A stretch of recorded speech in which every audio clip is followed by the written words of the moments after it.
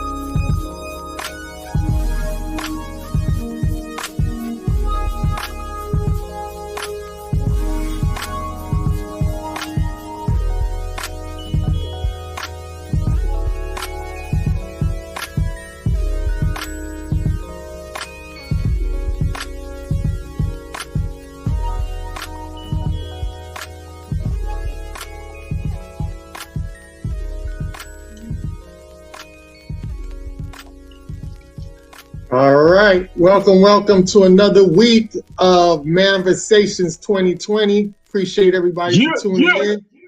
You know what I'm saying? We got a great show for you guys tonight. As you already seen on the flyer, tonight's show is called Perspectives. And you'll definitely see why we titled that the show tonight.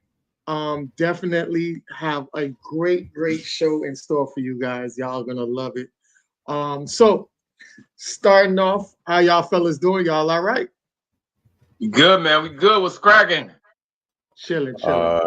Check on me after the Bengals game. We'll find out then. So you got to see if you're going to run to the car like Big Red or not, right? You got to find out if I'm going to cry in the car now. Okay. There you go. All right, that's what's up.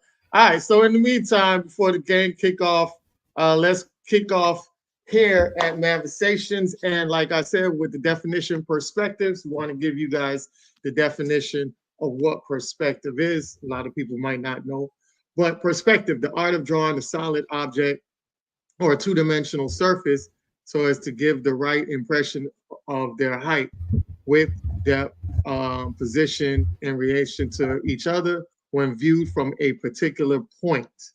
All right, a view or prospect. What does your perspective mean? The way you see something.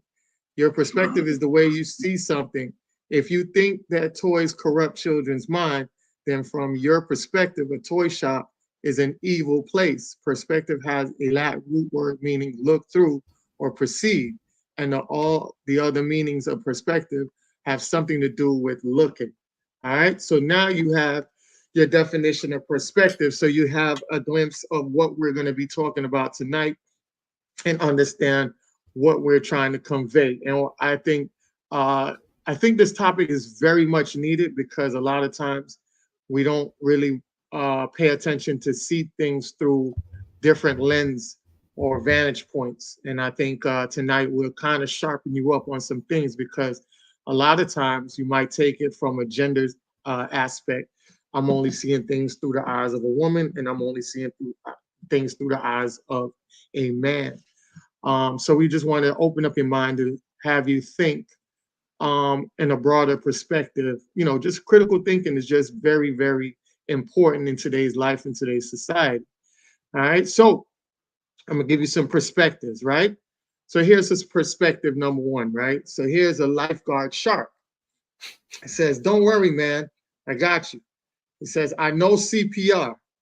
Then, as you see, he saved his life, but he said, "My bad, bro, my bad, my bad." So you see the perspective, right? It's just a shark doing what a shark does, which is, you know, trying to save a person's life as a lifeguard. But in the process of it, a shark is still a shark with his teeth, doing the mouth to mouth. You know, his teeth are very vicious and end up chawing him up a bit, but he saved his life. So the perspective is you didn't die, but you live, but you have some complications where how you're going to be perceived. Right? So different perspective on that, right? So let's go into another perspective, right? So we always have like women that always say, "Oh, you know, I pray to God for a good man. You know, God send me a good man my way." And then if God was really listening, he said, "I did send you a good man. You just don't eat at the Cheesecake Factory." So we just want to show you on that perspective of things, right? So you can pray for something and also block it on the other end of the spectrum as well. All right. So another perspective that I wanted to put up was been thinking about killing myself lately. Right. This is what a girl did. This is what she wrote out. I don't know if it was a cry for help or whatever the case may be. And when you do things on the internet, you know, you gotta expect people to respond and how they respond, because sometimes if they feel like you joking, they might throw a little joke at you as well. But let's just say he wasn't joking, right? So she says that I've been thinking about killing myself lately. Now, this man, Tiger, might have found value in her, went through her pictures, saw what he liked, and he said, "Hey, you know, before you commit to that seriousness of taking your life and no longer being here, let me hit before you go." So, you know, the perspective of that. I mean, it's a very odd thing to say, but like I say, the different perspectives of it, right? So you thinking to yourself that you're going through tough times, you know, you're letting the world know, I might not even want to be here anymore. Might want somebody to reach out to you and give you another thought process on it. And the guy says, "Shit, you look so good. If that's the point you're going to go to, I would love to spend one night with you before you leave." All right. So just to give you guys that perspective on that. So what we're going to be talking about tonight. Tonight, I wanted you guys to see this one video that I'm going to play, and I want you guys to tell me what do you think about this video? All right.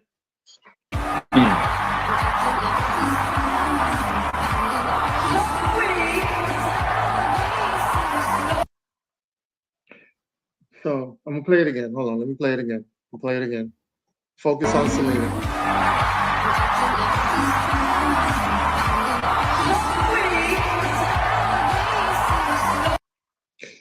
So, did y'all notice something about that? Like, what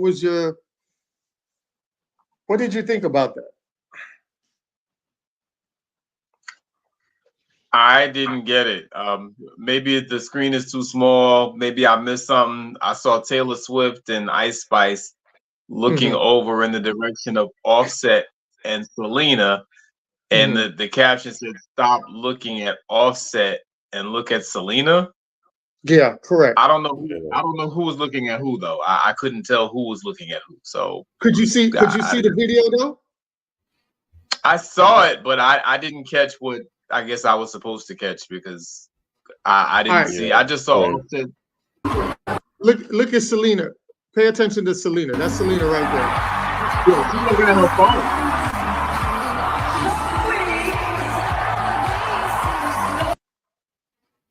All right. So she's in her phone, right? Right. So what it is she's in her phone. She's at the awards. They're all at the award ceremony. And she's next to Offset. And there's another gentleman next to her. And the gentleman is taking off his jacket. And you know how you take off your jacket. Sometimes when you roll the jacket behind your arms, it kind of is in a weird position for you to really get the jacket off. Okay. So she drops what she's doing in the phone. She stops because I guess she's watching in the peripheral what he's doing. And she stops, gets off her phone to assist him to take his jacket off while he's in the seat trying to do it. So that's what the video was. Yeah. Oh, okay. So I brought that up because I brought that up because a lot of times if you're around women, a lot of women get so distracted in their phone, they don't never pay attention to their surroundings.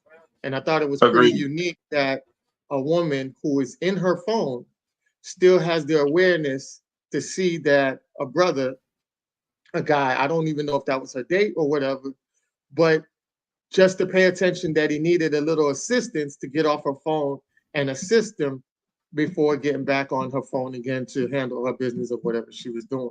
Yeah. And I think a lot of times a lot of women drop the ball in that instance because you remember we had that one guy, you remember we was on the live with Edwin, and the one guy said that the girl was in her phone all night and wasn't even paying attention to anything he was saying or doing.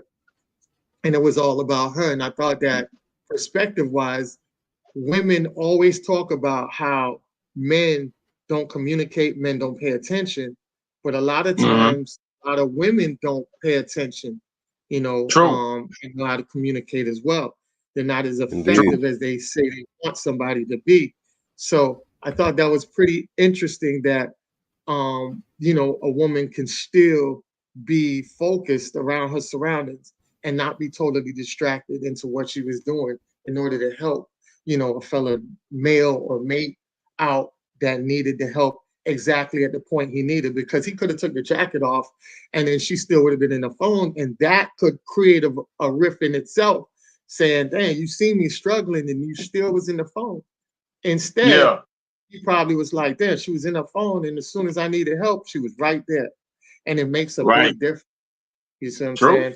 So I definitely wanted to highlight that point to show you guys exactly how that little bit of notice, paying attention, can make a huge difference. Right? Real talk. Perception. So we're going back to perception, right? So another perception that I saw, right? So this is a woman by the name of Laura Cooper. I literally took this picture of a random stranger at Mexico, but it resonated with me deeply because what I see is someone who isn't afraid to eat alone because she knows what it brings to the table. I see a women with a strong back. I see a woman with a strong backbone, powerful, courageous, who knows her worth and values living life to the fullest. Stop eating with everyone just because you're afraid to sit by yourself. Sis was out here fine dining herself, and I'm so here for it. Ladies, treat yourself. Stop waiting for someone to treat you the way you want to be treated. Now, the Okay. perception of that, the perception, the initial perception of that, how you guys feel about that? I mean, for me, you know, you kind of Um, look lonely. You look lonely and pathetic to me. I'm gonna just keep it a buck. You know what I'm saying? And Yeah. um, you know, this is a common thing that we see a lot of. And I saw that post, and man, people were dragging her ass for filth because, like, well I done. get it. There's such a thing as perspective, but then you know, you get to the point where your perspective can be a delusion, right? Your perspective can be delusions of grandeur. You know what I mean? To the point where you're reading some shit into something that ain't even there. That's what I see when Mm. I read her interpretation of what that is. You saw all that? You know what I'm saying? Like, Mm. nah. Exactly. It just doesn't make a lot of sense to me. And yeah, I was delusion on another level. That was delusion on steroids from where I said, nah, I didn't see none of that. I saw, you know, uh, I saw somebody looking lonely and pathetic, and you know, it just kind of went out of their way to try to make what they're doing look like something. Look, Mm. what is it to have the whole world and have lost yourself?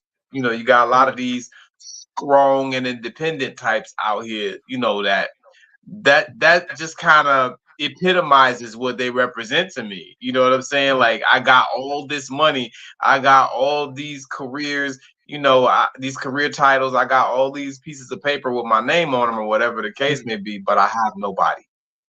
I'm Correct. lonely. I'm empty. I'm a dating and relationship failure.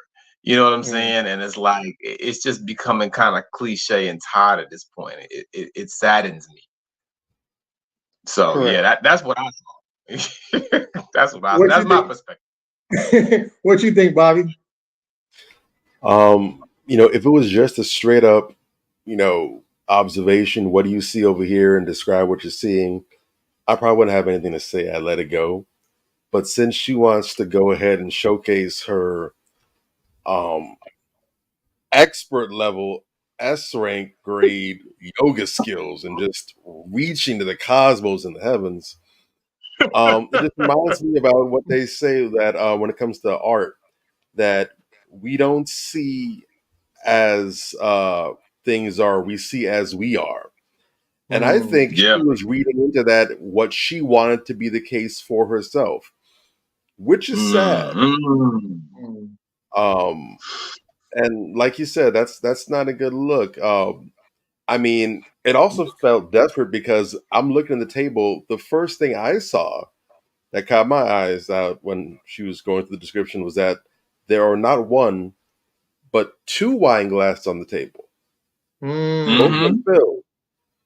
Now, typically, Yeah. now it could be that she just had two glasses for herself. That's possible. Mm. But most of the time, when you see two glasses or two plates, whatever, on a place, that usually means that the table is set for two. And Right. if both glasses are filled not with water, but with actual wine, whatever they're sipping on, that usually indicates that someone is there or someone is on the way. Mm. Mm-hmm. But she couldn't bother to notice that or to think for a second, I wonder if this means anything, because she was so damn thirsty to find meaning in her own situation that this is what she wanted to glom onto. Mm. Um, Yes. and again, I find that to be sad.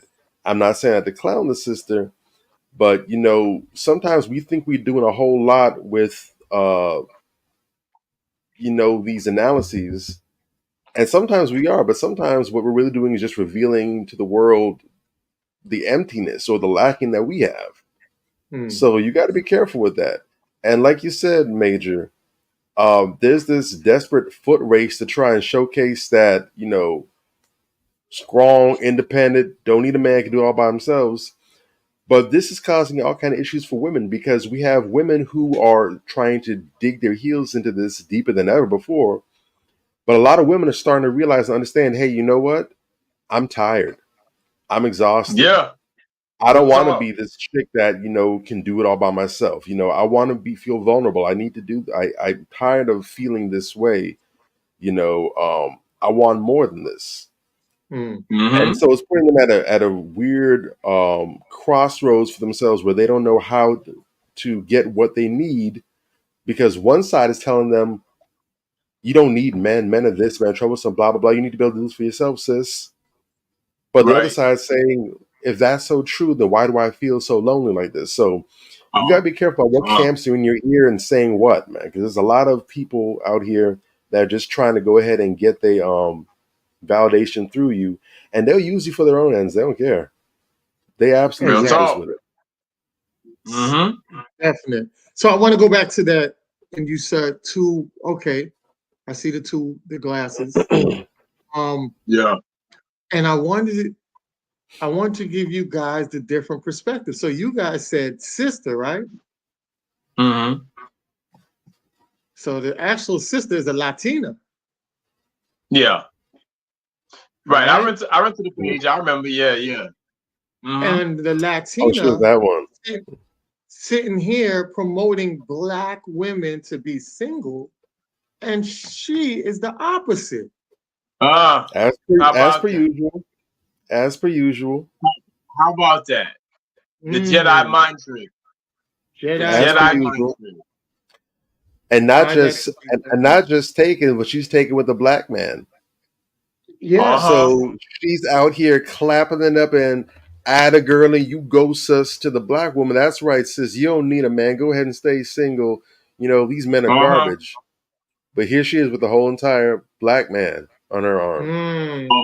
Now, I wonder, and I'm guilty of being a cynic. So maybe that's just my perspective.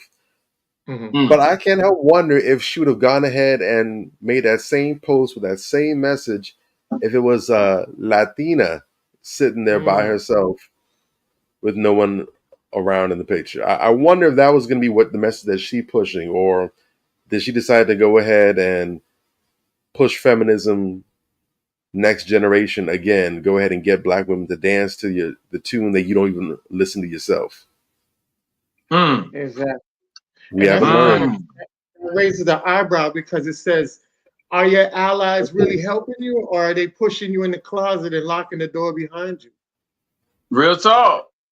Same thing with these old lady saboteurs that be sabotaging these young girls, telling them to go out here and thought it up because they want them to fuck up their life like they did. You know what I'm saying? Like, nah, same difference. We can't have that. I care about these young girls. That's why I say the things that I say to them. And if you remember, a couple months back, a young girl came on my page and she was talking about how back in the day when I used to mentor her, she used to come to me for advice on dating and relationships because all the older women that gave her advice gave her poor advice and she felt like they were sabotaging her. I actually added someone that likes to give relationship advice in that post because we were having a debate at the time or whatever the case may be, and she never responded.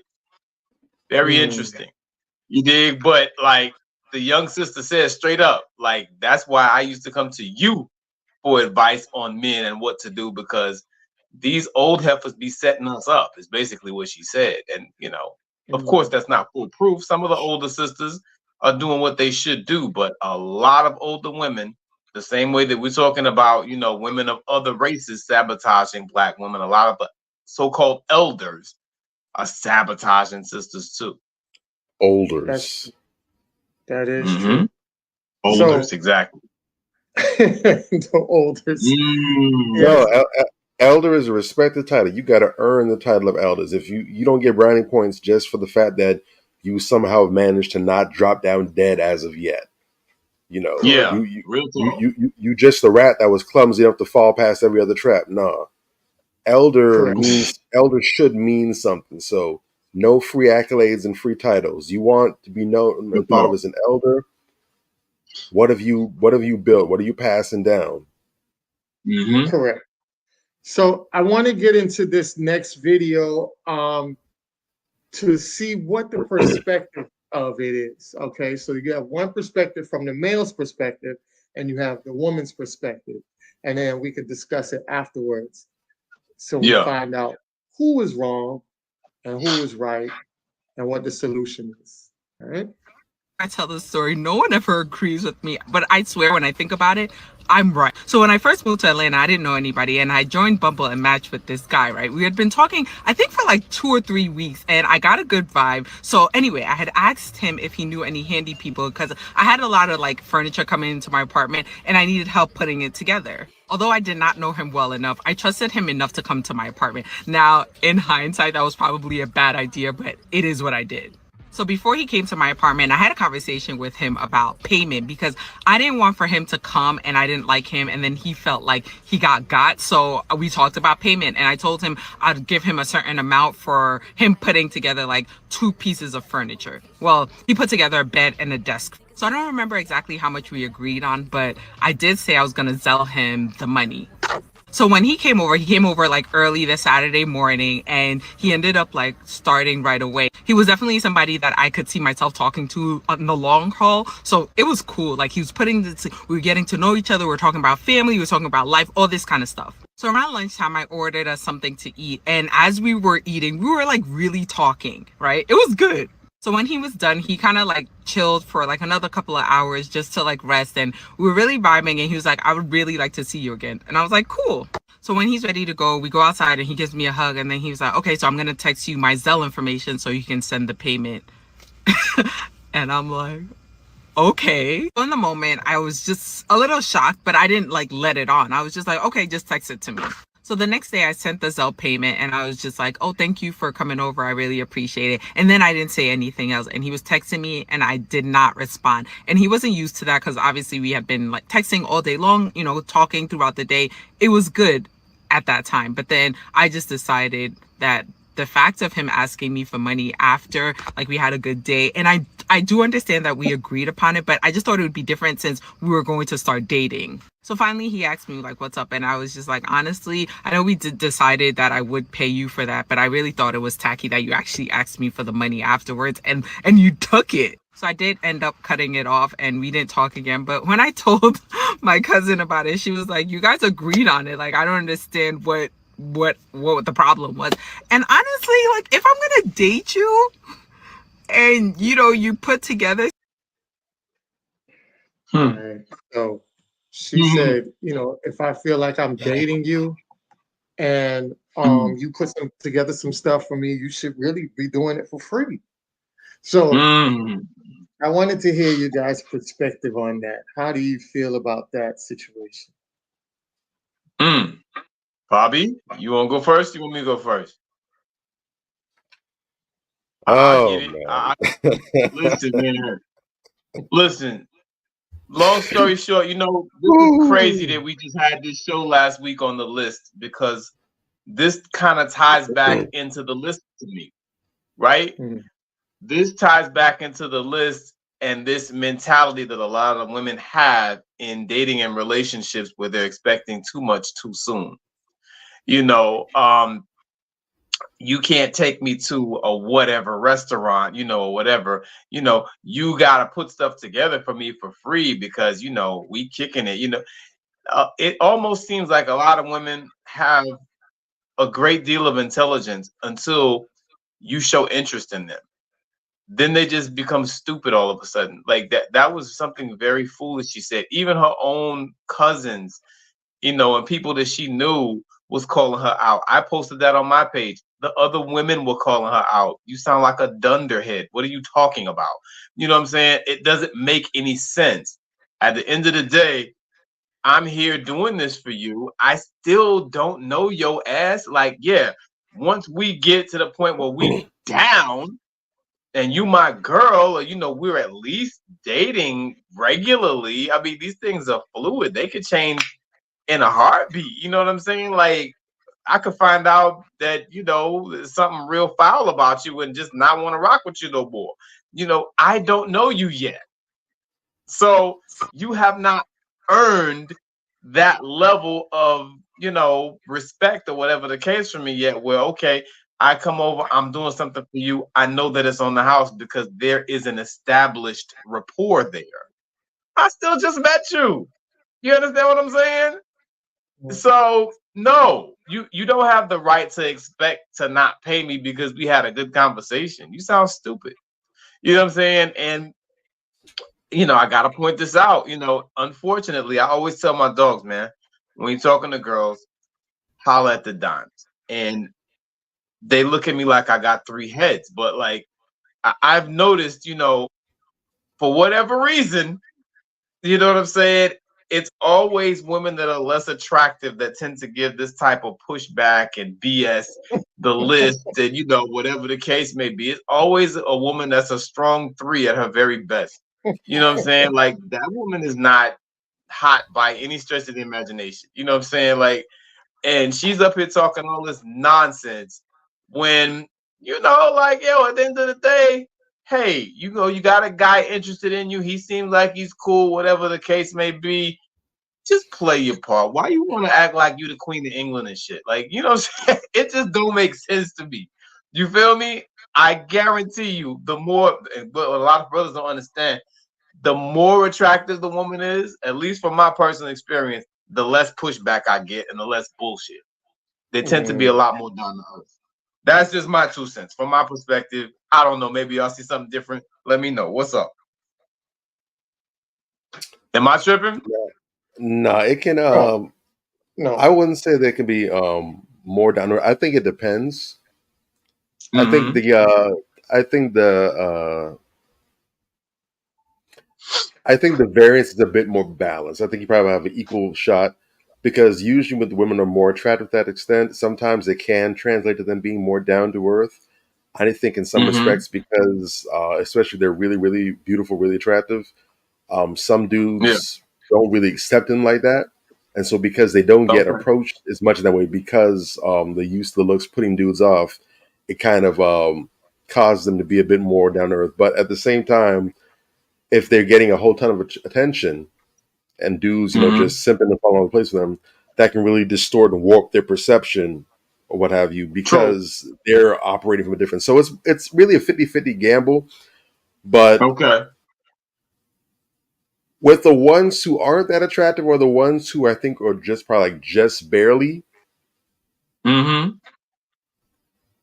don't miss and let them be on the same diet that the ones who are really attractive are on because they digest in all the food, all the calories, and they ain't getting none of them out, man. Just it's gross.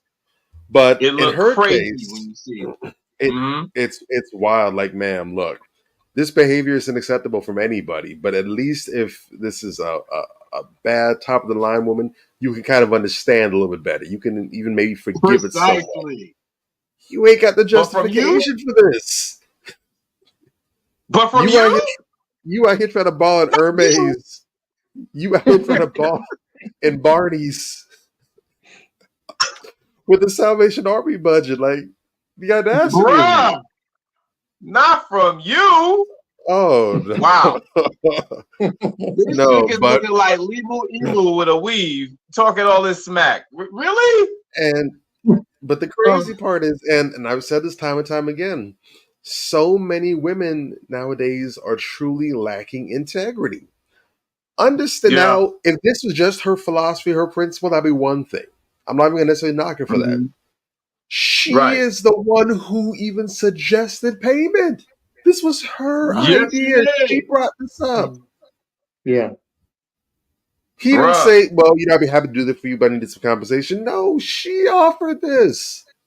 And she even offered it because she felt, well, in the event things don't work out, I don't want to feel like he got gypped or whatever, like I used him for whatever, which is not a bad mindset to have. Shows that you're not a user, or at least you can let him refuse if he so chooses. But that was fine. But you end up liking him, you having a great time with him, and when he operates based off the information that you provided, the stipulations that you set, now all of a sudden that's a knock against him. Yeah. Yeah. But when dudes do this, it's called playing games. It's manipulation. Right. Look, integrity. I don't know why it's so hard for some to come by. And again, this might make a bit more sense if she was astronomical, if the body was crazy, if the face was insane, if maybe she was giving out the goods and the yams was perfection or something. Ma'am, where do you get this doll? Did they have it on sale at Amazon or something? Was there a Cyber Monday sale and you just stocked up?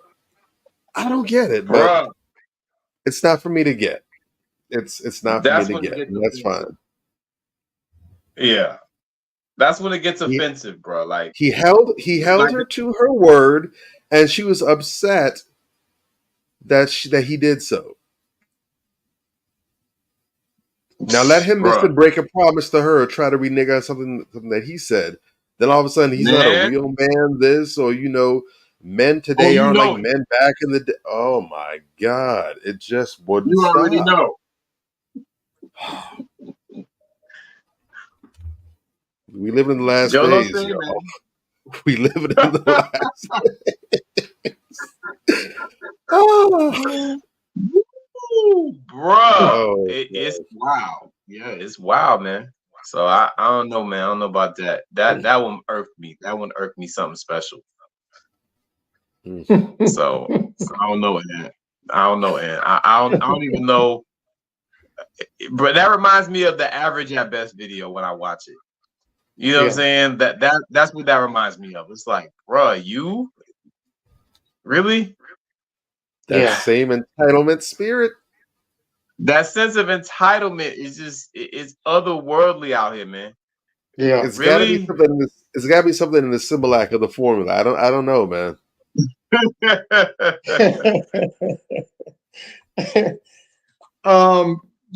The thing about it, like you guys hit it on the head, it was already a contractual agreement, because even if he wasn't the one to say, hey, I know how to do it, you would have to pay somebody anyways.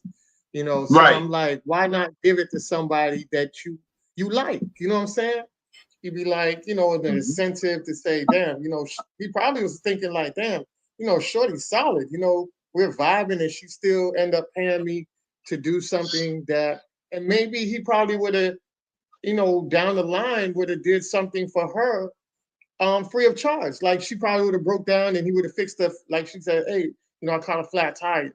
And he'd be like, all right, where you at? And he would have came through, fixed your flat tire, put you back on the road. And then you'd be like, let me pay you for it. And you'd be like, no, you good, you all right. Sometimes planting the seeds early can definitely come back to benefit you in the long run. And I think a lot of times, especially with a lot of women, they look for so much up front that they don't understand that a lot is actually on the back end of it. You know what I'm saying? Yes. And they cut themselves short because they don't have the patience. A lot of times they look at it for like the fast money concept, like you getting all this fast money, but then it's really short lived. So you got a guy who be like, nah, I don't want your money and this and that, and play the role and do all of this, bring you flowers on the first date and everything. And you're like, oh gosh, I got the perfect guy. And then he's smashed and then he's gone. And then you see the pattern of that every time because you're so hooked on the fast, reaction of what you feel like you want to be treated like, or what you feel like a man should do. And you fall in love and in lust with that. And that's where you get stuck at. You know what I'm saying? Instead of the longevity grind of this dude came to your house. He didn't try to press up on you. you had great conversation that you sat back and said you was ecstatic about. It was like, yo, a conversation was really good. Like for a woman to say a conversation is really good, that means this guy is a very intriguing guy with a lot of knowledge and stuff to keep you interested because you look like a bookworm type woman yourself. You don't look like a hood woman. You look like a woman that has some kind of intellectual value. So he might be a sapiosexual. You might be a sapiosexual, which is hard for two sapiosexuals to really come across nowadays. So you had all the things checked off in the box, and the one thing that you deemed them for was something that you agreed on. You know what I'm saying? And that to me, that's the most asinine thing. And I think when you have these women that make bad choices and bad decisions, one of the things that they always do is they have this regret. And when they look back on it, they're always going to look back on that guy, especially her. That's the guy you fumbled on. When people talk about fumble the bag, you fumble people, that was the guy you fumbled because you had everything laid out, checks and balances, and you written him off for something so stupid that you agreed on. You know what I'm saying? And that's the shit that really drives these women to stay in the dating pool longer than they should. Agreed. Well said. Two quick things about that. That actually reminds me of, well, first off, just what you said right there, and that reminds me about that study, about that woman who wrote that book. I can't remember her name or the name of the book, but I think I shared that clip with you guys before where this woman did this research and she's consulted psychologists, she consulted dating coaches, she consulted actual individuals, a wide range of people, psychologists, the whole wide swath, and determined that typically in most cases, women see settling as anything less than 100. Where, she asked a whole bunch of these dudes, hey, if you met a woman that had 80% roughly of all the things that make you a perfect match, would you take her? And the guy was like, take her? Where the hell she at? She in the closet? Exactly. You got her in the back room? Where's she at? Whereas the women, when they were posed the same question, the answer was no, because they didn't want to settle. So even if you have the lion's share of what you're looking for, if it's less than perfection, you're settling.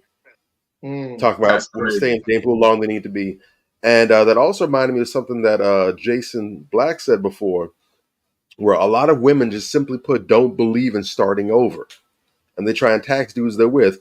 If a woman was with a dude for 3 or 4 years and she was accustomed to the relationship perks and benefits that she had at that point, when they end and she gets to the next dude, she's not trying to start over from the beginning and work her way back up there or, put that time, equity, and investment in. She wants the new dude to go ahead and pick up right where the last guy left off at. Perpetually trying to climb the ladder, so to speak. And we see that. She's out here trying to go and get a level of relationship benefit. I wouldn't even call it a benefit, to be honest, because, again, she put this forward. Unless you see a benefit in the relationship of not being held to your word, of just saying, I'm going to do this for you, and then reneging on it later on. So if you call it a benefit, that's a different story. But just this idea that, it's supposed to be a one-way street where you just take, while he gives. It's crazy. Yeah. Don't work like that. And it's crazy that people don't understand. Women, if you're watching, please understand that if you got a guy that knows how to put together a bed, put together a desk, put together a mount up some TVs, you have a handyman. That is very obsolete nowadays. You have a lot of guys that don't know how to do that. So you already was winning. You were winning. Goofy. Because that means when you bought a house, when you buy a house together, you don't have to worry about contracting outside because more than likely he knows how to do a lot of stuff to save you money from spending money. Now you're going to sit back and you write him off to go find a dusty dude with low energy who's going to be stalking your house because remember, you invited this guy and he hasn't stalked you since, and he parted ways. And some guys, they find out where you live, and niggas is at your house a year later, and you already in a relationship with somebody else. Now the new guy looking like, yo, what's wrong with this dude? And you like, damn, what's wrong with this guy? You know what I'm saying? So you don't even have no problems with that. You had everything lined up where a guy looked like he was very healthy, very healed, very on top of his point, on top of his game. And he was probably more than likely a high value man that normally a woman your caliber really wouldn't come across or qualified for. So you actually had something good and you fumbled it. And now to get that back, I think is about slim to none in your perspective of her joint, where she was coming from. You know what I'm saying? And I find out a lot of, like you guys were saying, a lot of studies were coming out, and I saw a lot of women online that were talking about how being domesticated is like slavery. And now you have women that are shedding away from their feminine duties, you know, things that made them a woman, really, you know, the cooking and the cleaning. And a lot of that we look at as duties, but when you're doing it for people you love, it's actually placed with love in it. That's what our ancestors and our grandmothers and our mothers and our grandmothers and great grandmothers, when they did the cooking and they did the cleaning, a lot of it was with love. That's why foods back in the days during our ancestors were actually more of a gourmet and a loving type of flavor to it, versus nowadays where you don't get that. You get all type of bland ass flavors because they were cooking more of love. There was more love put into it. So it wasn't just cooking just for the sport of cooking or just cooking just to feed your family. It was pouring love into these dishes that extended into the foods and made the energy, made the family members even exude to another level. That's what I don't think people understand, why women back then were so much praised for what they did in the household, because a lot of it came with love. Nowadays, it's like it's just a bunch of hate. They hate to wash the dish. They hate to do the laundry. They hate to cook. And you see that bad karma and bad energy comes off. And that's why we're having this dysfunctional cases that we're going through now. And I wanted to show this one video of this one woman who explained it. And it's kind of crazy because we always see the Indian women, the white women, the Hispanic women, different women outside of the realms that are displaying this type of.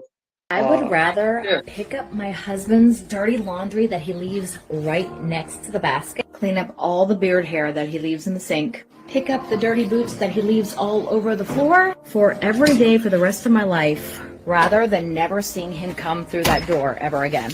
And I know I'm not his mother, but it is my job to serve and take care of my husband. And guess what? He takes care of me. Now, I could complain all day about the fact that my husband leaves all this stuff all over the place and he doesn't pick up after himself, which he does. Sometimes he comes home from a long day and he doesn't have the strength to put his clothes in the basket after a long day. Sometimes the world wears on him so hard that sometimes all he can do is kick off his boots at the front door. And you know what? As a wife, I have two options. I can get really mad about it. I can nag him, I can get upset at him, or I could just serve my husband out of love and respect, because that's what we're called to do as wives. And the verse.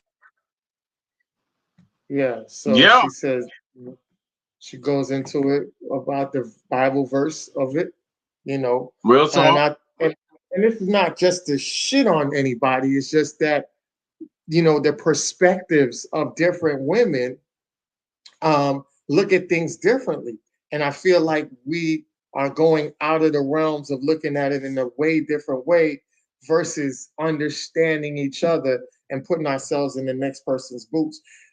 Just like she said, she says, you know, my husband, he takes care of a lot of stuff. The bills are, you know, I don't got to worry about that. So I don't mind if he cuts off his boots, because I know that his job beats him down so much that by the time he gets in the door, he barely has enough energy to even just takes off his boots. You know what I'm saying? So she understands, she has empathy for her husband because she understands the work that he goes through and what he provides for that family. You know, and I think that is what a lot of men out here say, that, you know, when they say they want women to be their peace and You know, that is part of a man's peace, because he knows once he gets in that door, he can relax. The world Mm-hmm. is just shut outside of that door, and now his oasis is inside that door with his wife. That's why when he Right. goes out the door, he doesn't mind busting his ass to go out the door and deal with what he got to deal with out there to bring home the bacon and make sure his Mm-hmm. family is good. Because when he comes in, that counterbalance comes and plays in his role and his way as well. Because as soon as he enters the door, now that reward that he was giving them, now they reward him the minute he comes in. So I Yeah. love my plane on that. Well said, man. Look, I mean, Facts and more so facts. yeah, real talk, man. I tell guys this all the time. As soon as you are talking to a woman, and you know the concept or the idea of, you know, you're in a conversation and you start talking about duties, you know, and chores in the household or whatever. The second that you hear the word say that you hear the word slave, I'm not a slave. I didn't go to college to be no slave. I didn't, you know, you want a slave. As soon as you hear that, just get up and leave. You know what I'm saying? That is a low Red quality flag. woman that's not worth your time. This is Yeah. not worth your time, straight up. I heard on one of these I forget whose show it was, somebody we know, but they had a show where they had some chick on there. She came on there and that was the first thing that she said. Mind you, she's married to a Hispanic dude, but she's up here giving advice on black relationships. You know what I'm saying? Like, you don't even know what you're talking about because you're not with a black person. You know what I mean? Exactly. And you're giving this, you know, vile, you know, crude, just foolish misinformation to people. You know, I come from very strong. You've met, you know, you met some of the women in my family. You met my mom, whatever the case may be. But it was my mom, there was my grandmother, my great grandmother, Fanny Campbell, Evelyn Haynes, two of the most wise women that have ever walked the face of the earth. And from Fanny Campbell, who died when she was 100, God rest her soul. It came down from her. You know, she did not like men in her kitchen. Yeah. Keep the framing. I don't want men in my kitchen, respectfully. Yeah, you still a man and all that, but I don't want men in my kitchen, because what I do in my kitchen is what I contribute to the household, and I take it very seriously. You understand what I'm saying? Correct. You need that type of woman who values what she does as a woman, and she's serious about it, to the point where she don't even want nobody else to touch it because she's so serious about it. That's the mentality that, you know, or the perspective that you want a woman to look at household chores through, you know, because they're going to do it in a different way. When they're doing it, the last thing that will ever go through their mind is that I'm a slave, or this person views me as a slave. First of all, that's disrespectful to our ancestors that actually were slaves. Anyone you hear say that is talking as some breathtakingly ignorant bullshit that you need to check them as soon as they say that. You understand what I'm saying? Slavery was a very serious thing. We should not trivialize slavery, because you are expected to provide certain services in your household is exactly what you should be doing. You know what I'm saying? And it is something that, yes, people want to get away from gender roles. Why? You understand what I'm saying? Because gender roles have a purpose. Correct. I'm not going to have my woman go outside, take out the trash, pick up the trash in the yard. When it's time to paint the bathrooms or whatever, when it's time to rake the leaves, my woman's not going to do that, because, I mean, anybody else would look at me crazy. Nigga, what she got you there for? Yeah. But when we ask you to cook and clean, it's a problem. I've talked before about how a lot of women like to pretend that men don't have household chores. We do. You know what I'm saying? And we do contribute. We do contribute. And I don't see what the problem is. You need to come to the person in the spirit of cooperation on both sides.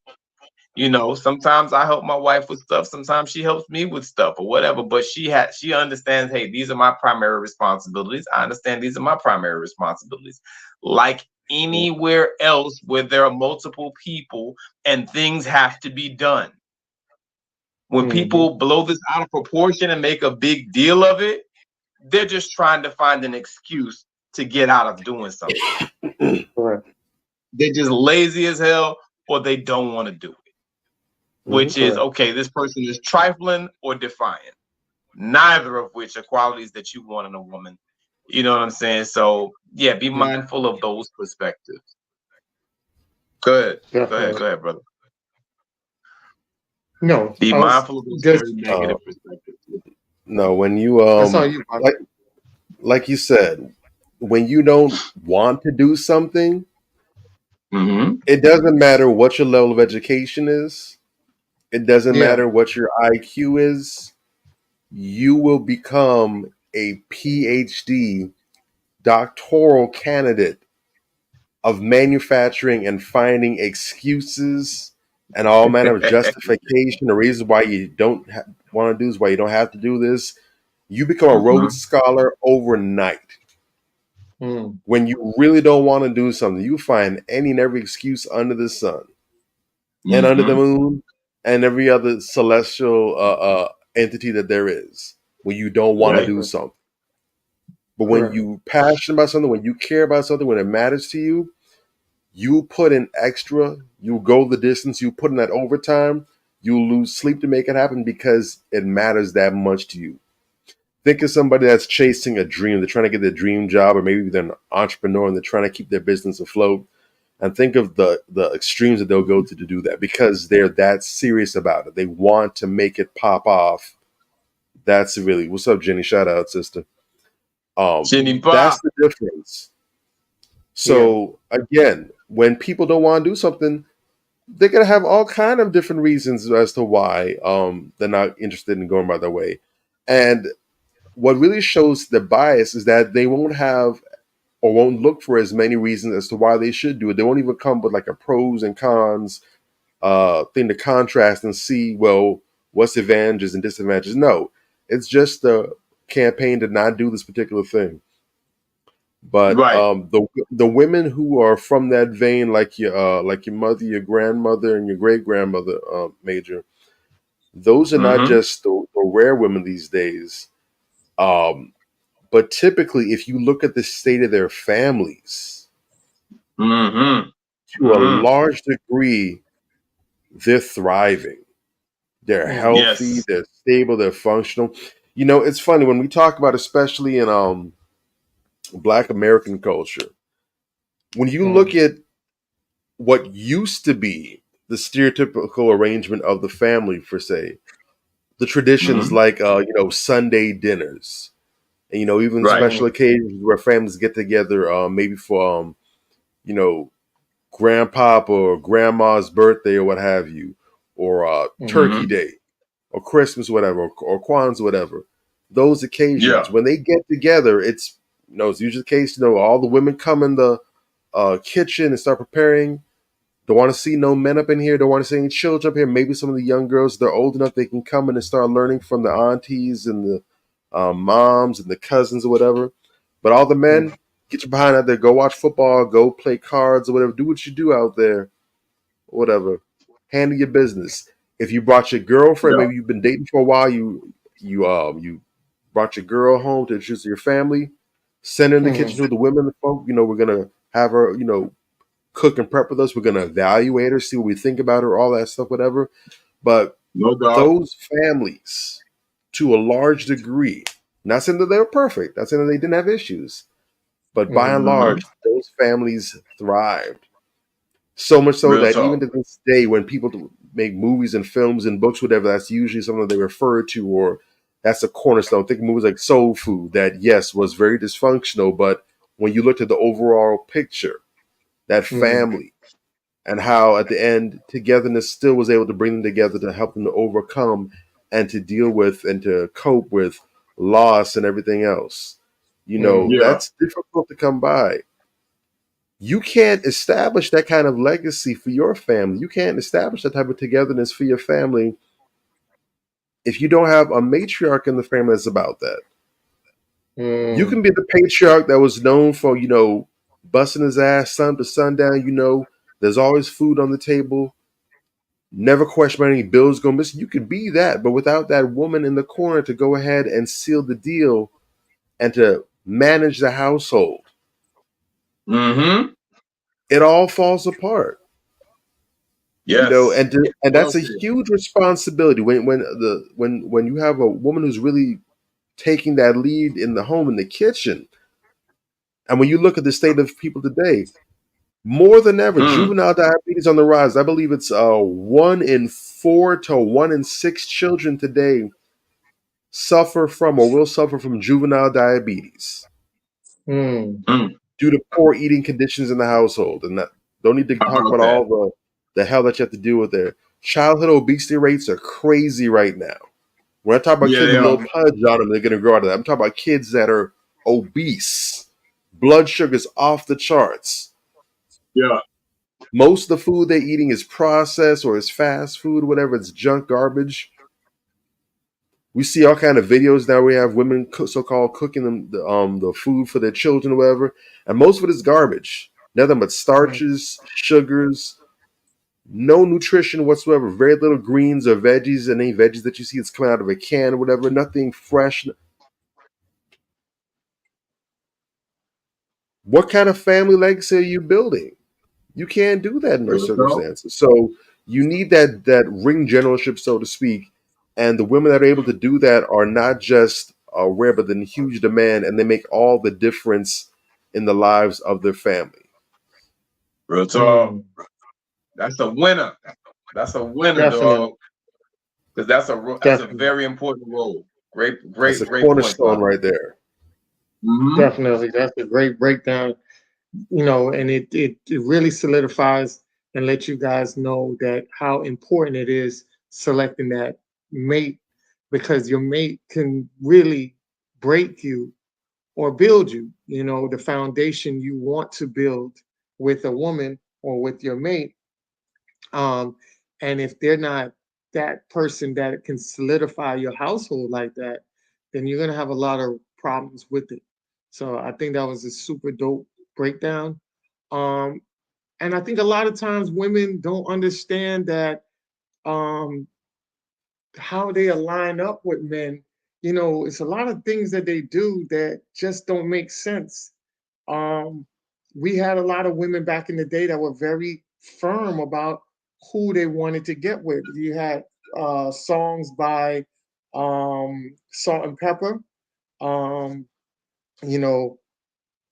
You had What a Man, Shoot.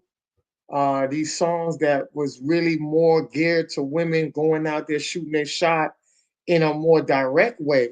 And guys were very receptive of it. But nowadays, we don't see that because you have the Me Too movement. You have men that will be very genuine in a lot of women's inbox. And as soon as they say something, they get blasted and plastered all over the internet. And now you power these men down from being, having that manhood of going after what they want to. Now they go after it, but it's more precautious. And because of it, a lot of women are frustrated and they're saying that men aren't chasing women anymore. It's not that. It's that men are being more careful about the women that they're pursuing, and the tactics that they're using, they're very careful about that as well. And I found this to be very true because I saw a video and I was like, you know what? I've been in situations where people had to come and tell me, like, Shorty was shooting her shot. But I'm from the old school where if you're not direct with it, then it would go over my head. People would have to come and tell me that, Shorty just shot a shot at you. I'm like, for real? I was like, because we come from an era where we don't use hints. It was direct. You know what I'm saying? It was like, hey, I want to holler at you. Here's my number. Give me a call. This is what I went through. Now, this era is going through this right here.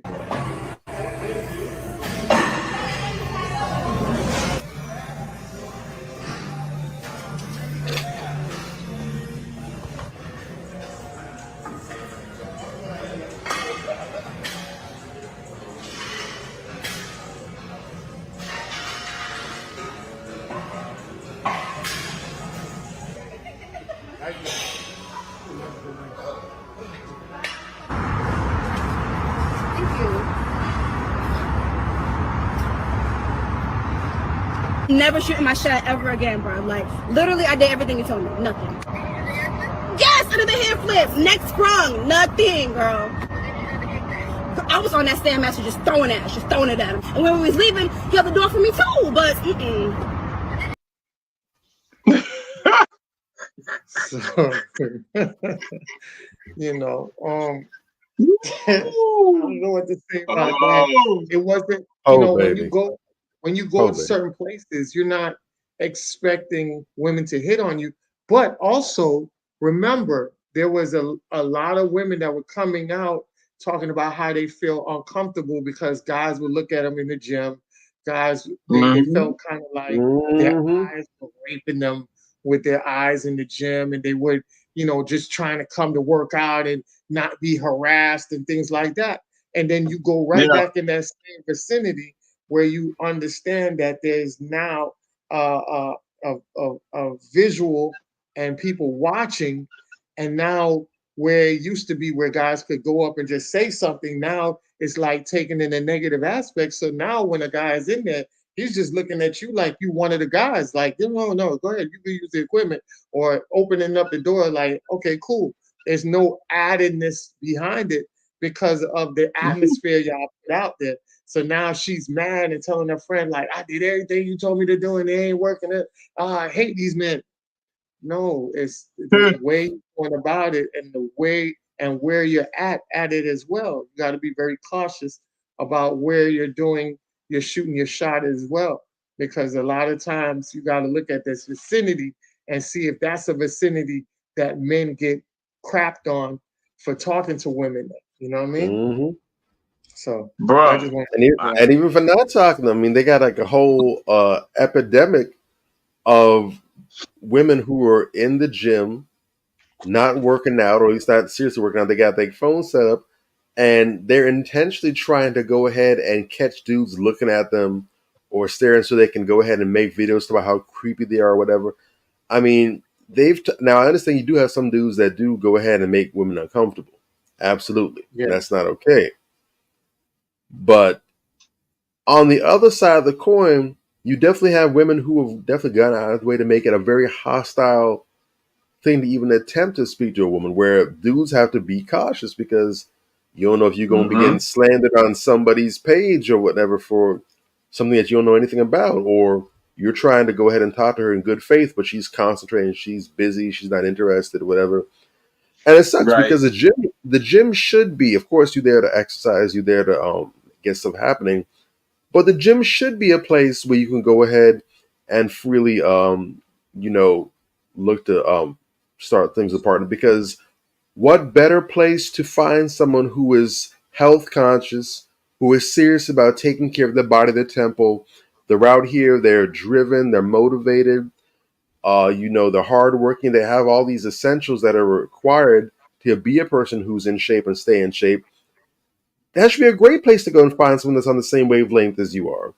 And instead, for some dudes, you roll the dice. So in most places, those things that she was doing would probably work. If you were in a restaurant, if you were out in a lounge or something, at a bookstore, okay, so she's shooting a shot. At the gym, that's high risk. If she don't go and open her mouth and say something, yeah. You can roll the dice if you want to, but you might be in for a rude one. So these are one of those issues where, again, women are gonna have to get together amongst themselves and talk some stuff out. But women typically don't want to do that. Yeah. So Look, exactly. man. Jenny says, I believe they call it thirsty when a male approaches a female. Oh, wait, pull it back up. When a male approaches a female and says hi. And says hi. Yeah, so they even made that a cuss word now. Yeah. It's insane, bro. Like, you make a very good point, and there's a lot of talk of hyper masculinity and toxic masculinity, or whatever the case may be. And when you demonize masculinity, what happened? Yeah, when you demonize masculinity. Yeah, when you demonize masculinity, you're making those guys that normally will come holler at you, you know, feel gun shy to come and talk to you. Now, see, I'm very different. I see what I want, I'm gonna go get it. Period. Yeah. You know what I'm saying? Like, I'm just that guy, you know, and I kind of watched women for a while, even my wife before I approached her. I watched her for about a half an hour because I'm looking for cues. I'm looking for nonverbal cues to tip me off as to the type of person that she might be. I watched her go and buy a drink. You know, I watched her interacting with her friends. You know, I just watched her general demeanor, and I was able to gather that she's probably a pretty pleasant woman with a kind demeanor. You know what I'm saying?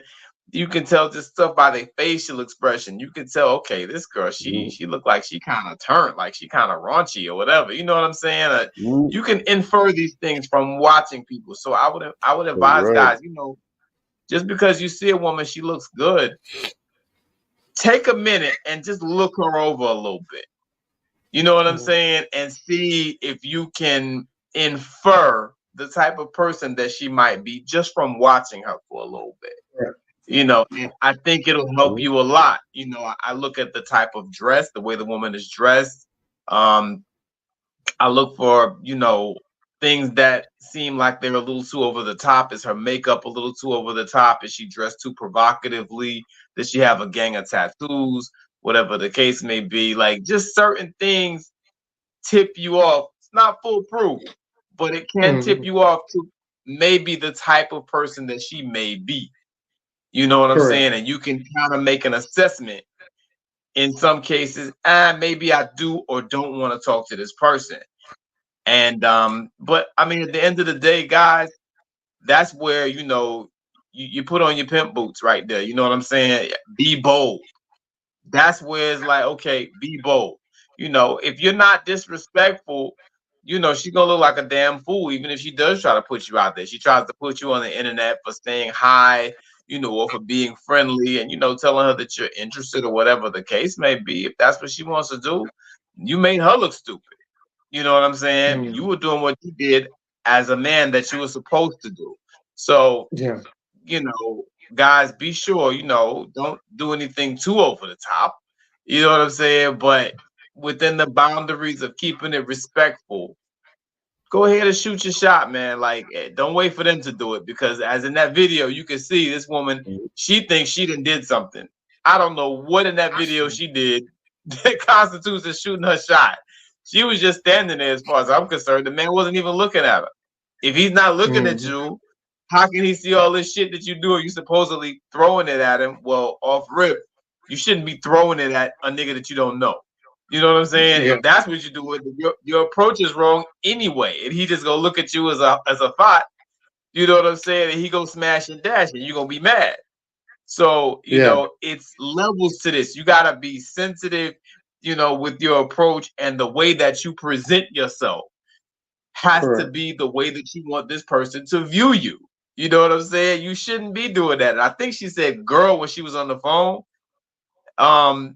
Usually this type of advice, when you talking about how to shoot your shot at a man or how to, you know, get at a man, you shouldn't get that from a female, because females really don't understand how to do it, as was very clear from that video. They have no idea when it comes to exerting themselves in that manner.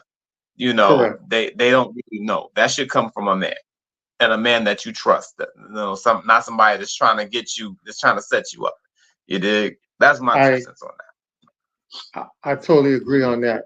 So a mouthful on that one. Next topic is we're gonna go into our trendy weekly topics, right? I saw something that came up.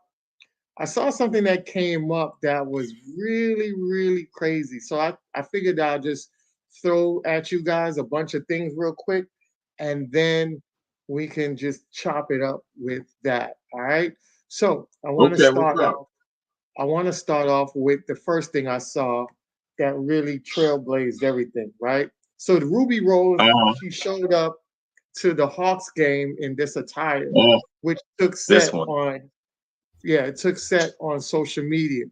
Well, and I was thinking, and I was like, you know what? Down my timeline, and I was going through other people's timelines, and I started to see a trend of different things, right? So I'm watching this one girl, she says, sliding in my DM and you don't eat ass is insane. And then when you look at her pictures, this is what she looks like, right? Oh. And that's a whole lot of ass to eat. One. And then you got and then you had this girl who was in timeline that says, trying something new, classy. I'm tired of attracting thugs. All right. So I started to start seeing stuff like that. And then I was like, all right. And then I saw this. Another girl wrote this. Good guys are boring for us when we are still fresh. They are not entertaining and mentally challenging. They can't be themselves, always trying to impress us while we want real men. Good guys are only good to be stepfathers after the whole phase. After tiredness of running with guys who make us wet, good guys are for stability after the prime of a woman. That is why we can manipulate them, saying good men raise another man's kids, which brought me back to that whole Jesus. that brought me to the Sierra and Russell Wilson. And then I said, and then I was going through, and then I seen this. Um, this I was like, okay, attention, ladies. This is what life looks like for you in 20, 30 years if you keep playing games all your youth and you're not trying to lock down a good dude. You'll be 50, 60 and won't even be able to give that stuff away. And, she's in the tub. This is what she put out there on the internet. She's in the tub, suds all up to her breasts, sticking her tongue out. It's a video. She was sticking her tongue out and doing all type of freaky deaky stuff. And then I saw this video that really captivated the whole thing that I've just basically gave y'all. And this video just ties it all in. I'm so fucking tired of being alone. I'm so tired of trying to find love from him. I mean, damn.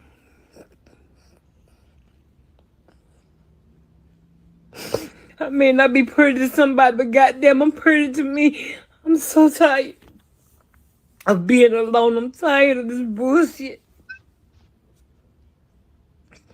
I don't understand why the fuck am I still living.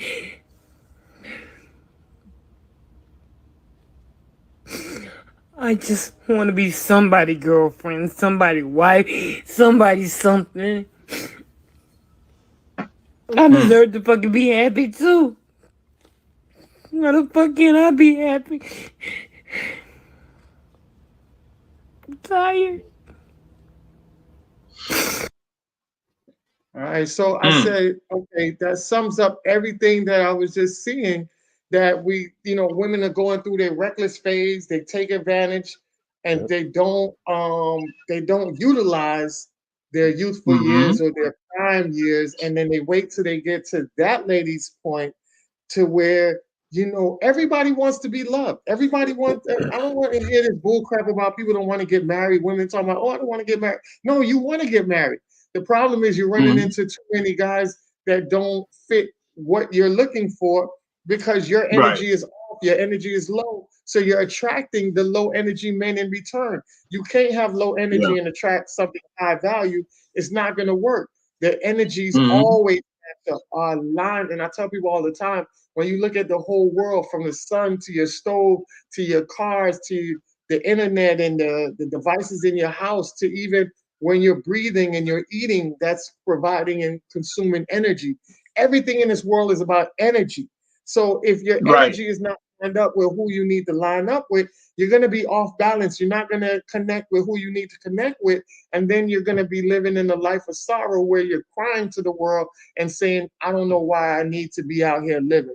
So I'll land my plane on that and turn it over to you guys. Oh, that last video was heartbreaking, bro. Like, yeah. That last one, that really hurt me, man. Because, I see that it's going down like that. Like, that's going to be the overwhelming majority of these women in another 20, 25 years. You know what I'm saying? And I say that because I see women in my age group still talking the same stupid shit. Like, yo, you know what I'm saying? Nobody's on that. Like, nobody, don't need nobody and don't want nobody and whatever the case may be. And, a lot of us are in this space where we just constantly lash out. And when you're constantly lashing out, you're creating this barrier around yourself. You're creating this wall, where people are, people who normally would come and talk to you or normally would want to come spend time with you, whatever the case may be, they're not, because you're just unpleasant to be around. You know what I'm saying? And we have a lot of that.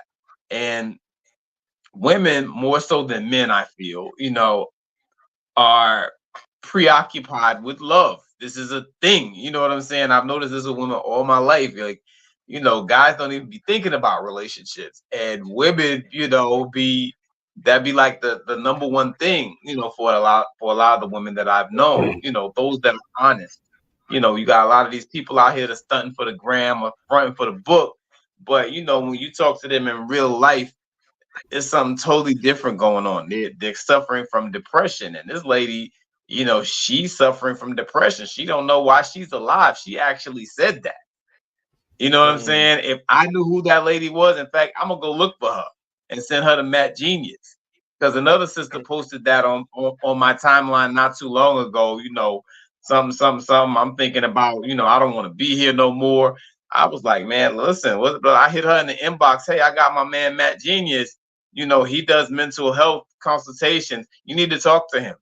You understand what I'm saying? Instead of just talking about these people when we see them posting shit like that or whatever the case may be, I want to make sure I add this in there.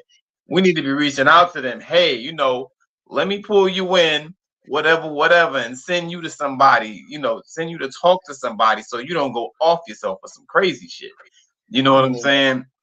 But yeah, it's way too much of that, way too much despair, and it don't have to be like that. Yeah. If we just communicate with each other and stop setting each other up for failure, because too many people, you got these saboteurs, misery loves company. They ain't gonna give you no good advice.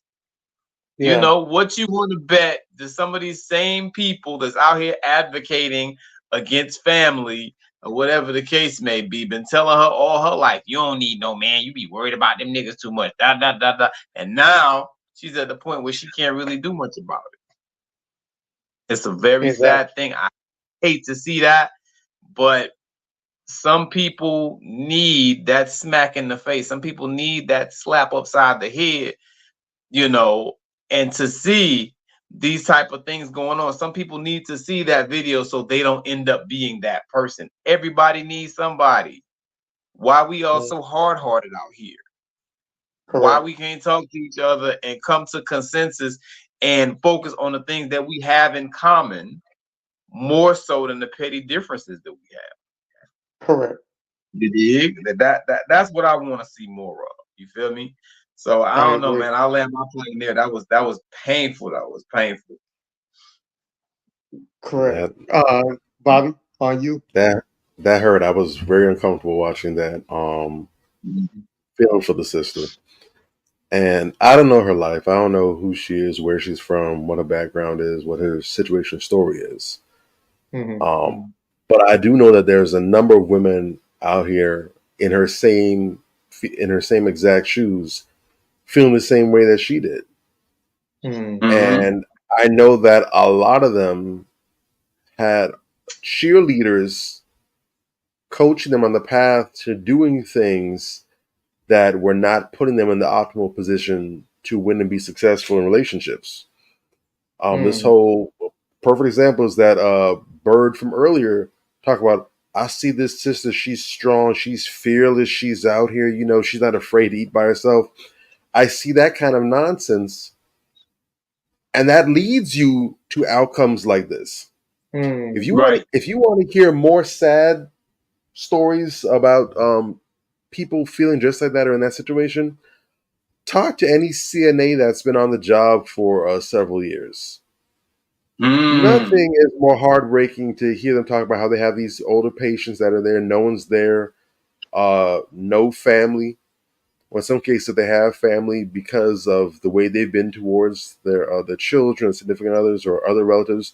No one wants to be around them, so they basically offloaded them here. They can no longer be on their own, take care of themselves anymore. And in most of those circumstances, it's self-inflicted gunshot wounds. They went full Plaxico Burress. They pulled out the piece and shot themselves dead in the leg. It didn't have to be that way. And what people don't understand, and when they do understand it, it tends to not be in the most important ways. This is one of them. We only have one life. All right? This is the video game. There's not a green mushroom you can pick up. There's not a little bonus life or man that you can get where you jump off a cliff and you get restarted at the save point. You don't get that shit, man. Nah, bro. All right. That's all. So we're supposed to make calculate a risk, but for the most part, you got to play it smart. If you screw up, sometimes that's it. You know, and I'm always telling people you got to choose your mistakes wisely, because some you can walk back, some it's going to take a little longer for you to make good on, and some you can never undo. And the worst part is, and it's one thing to make a crucial real big mistake on something that you can't walk back. That's one thing, and those are sad. But you know what's really sad, what's really pathetic? It's the mistakes that you make day in, day out, nonstop. You keep on making the same bad choice over and over and over and over again. And when it finally hits you, damn, I don't like this outcome. It's too late. And you can't even say it's because you messed up, or if you had just had a second chance, you'd have got it right the first time, like some people would have. When you make a constant decision to not be accountable to yourself, right, to not dwell in reality, to listen to poor advice, to have that sort of defiant middle finger to the world type of attitude or whatever, and it comes back, damn, I wish I did differently. That's 1,001 opportunities you had to get a different outcome. Correct. And you literally pissed every last one away. You know, we have to do a much better job of really identifying and handling the enemy that's inside of us. Because some of us, we're our own biggest enemy. It's funny you mentioned those examples, because I actually saw, in passing, I had a Facebook friend, a Facebook acquaintance. I saw there was a birthday, and I just randomly went, say happy birthday and looked through their page or whatever. Okay, I haven't seen this person in a while. I haven't seen heads or tails. Because even if I don't talk to my people, there's still some level of connection. So I do like to see people doing well, even if I don't know them, even if we're not that close. I like to see people doing well. I'm not a hater like that. I'm like, I hope she's doing okay.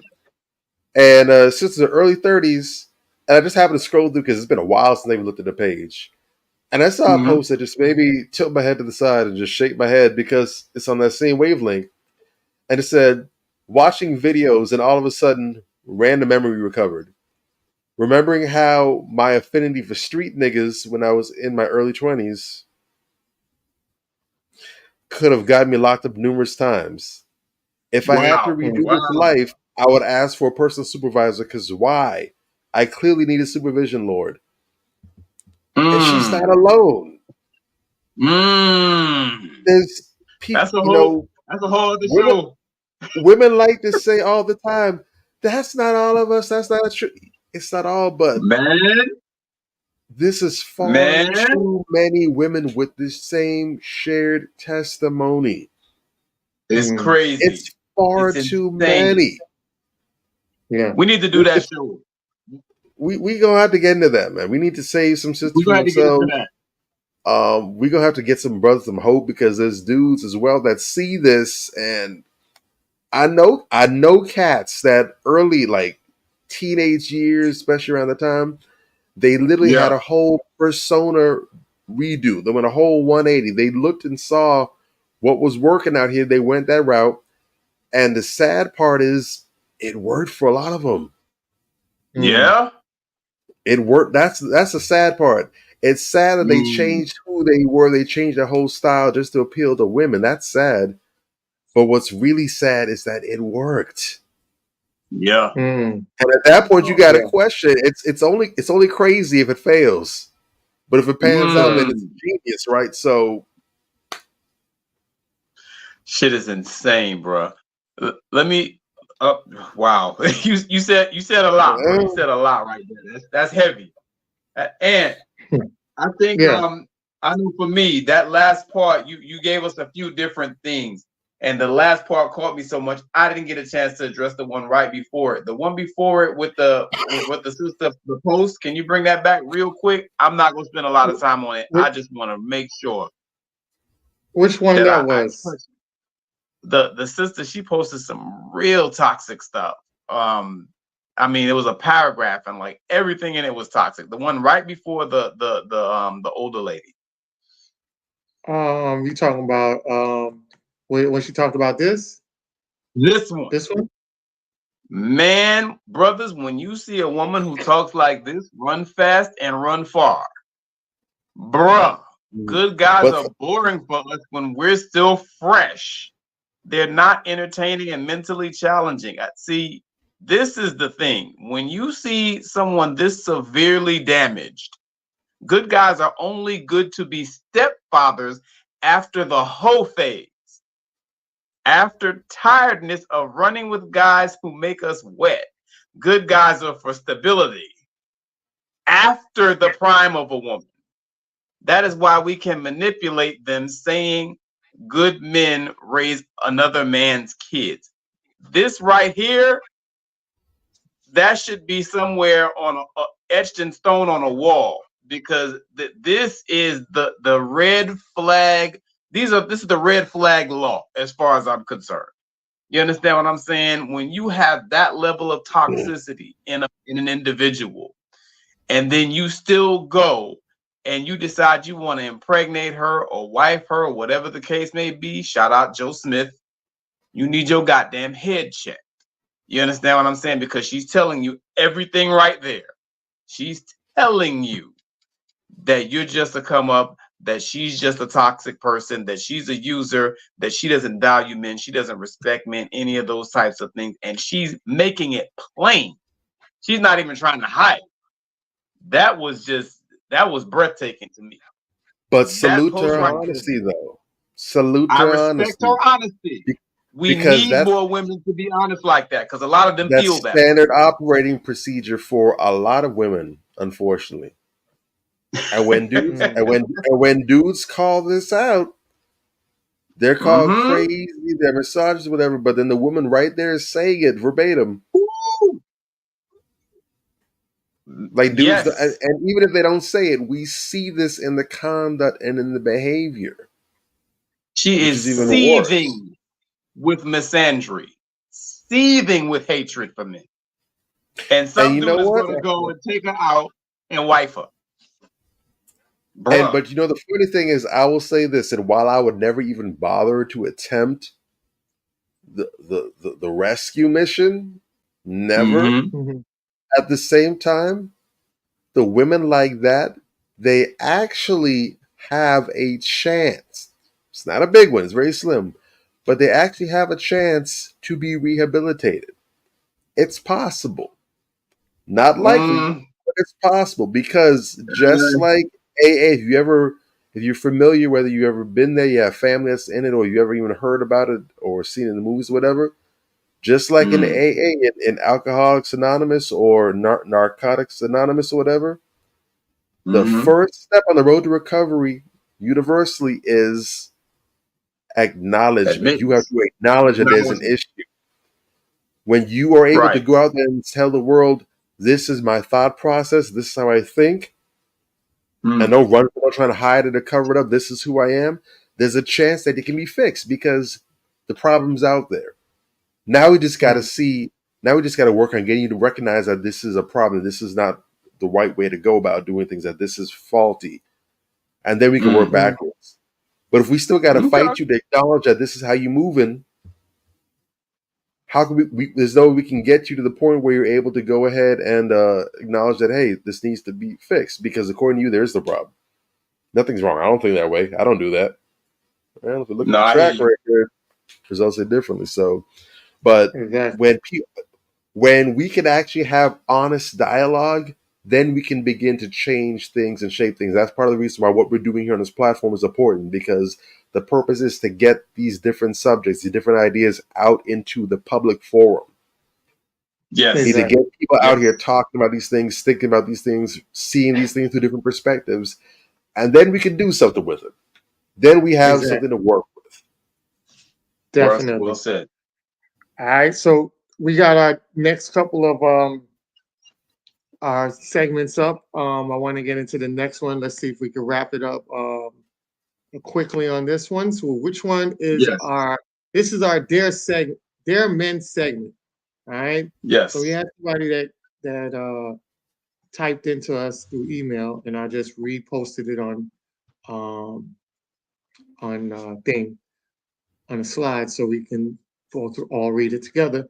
Fellas, first off, I love what y'all doing on the show. Much love. Please don't stop the great content and dialogues. Okay. I was dating a girl and we went on 3 dates. I even bought her flowers, the big bundles for her birthday, and delivered them in front of her friends. We have been vibing, but she was really a good phone communicator. She would text when she felt like talking and called only because I called her. I guess he must be saying we've been vibing, but she's really not a good phone communicator. She would text when she felt like talking or called only because I called her. Her hours of communicating were unique because she had a 5-year-old daughter.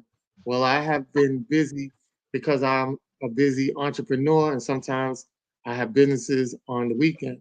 I went out with her third time, and after I walked her to her car, we kissed. She texted me when she got home. I did the same. I didn't text or call because I was super busy, but I didn't receive a call from her either. Well, she got mad and said she didn't want to talk to me anymore because the communication was lacklustering on my part. So I did apologize, but I stated the phone operates both ways. Why didn't you call? I could have been in a ditch. Long story short, it wasn't good and we parted ways. Can you give me some advice on how I handled that? And what else should I do better in the future? Very, very interesting. Wow. This is something that I addressed in my book, and I have been working on it. It's coming out soon. But this is part of the vetting process, the dating, the relationship book of questions, my forthcoming book. What you can do, brother, what I advise you to do early in the relationship, early in the involvement, get an understanding of what the expectation is from her. I always discuss expectations literally within the first 7 days. And the reason I do that is because of things like this. She got mad for whatever reason, and she didn't want to talk no more because she says communication was poor on his part, but you never asked what the expectation of communication was. And I think that that's very important, just to have conversations. Hey, when you're talking to somebody, how much do you expect them to, what is a good amount of talking for you? Are you a person who needs to talk every day? Is it every other day? Is it twice a week? What's good for you? How long, do you expect to be talking to someone before you go on a first date, whatever the case may be? You ask these type of questions and that'll help you to be better informed as to what this person's idea of acceptable communication practices are. You understand what I'm saying? Now, once they're still not, the dictator or nothing. It's not all encompassing, because you might hear what their idea of communication is, and how often or whatever, and it might not go well with what you're doing. You have your own thing going on. You're an entrepreneur, whatever. She also has a kid, and you're saying that made things difficult for her to communicate. So you both have something in your lives that occupies a lot of your time that may cause you not to be able to communicate as frequently as other people. You gotta make sure you talk about that early and put it out there. Hey, you know, blah, blah, blah. So when is the best time to call you? You know, that might be another thing, you know, just something as simple as that. When is the best time to call you? When are you normally free? However, at the same time, you're absolutely right. The phone does work both ways. And I think that's kind of a red flag because, you know, you said she got upset behind that. That's not anything you should be getting upset about.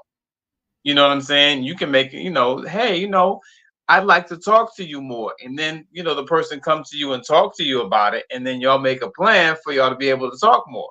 Right?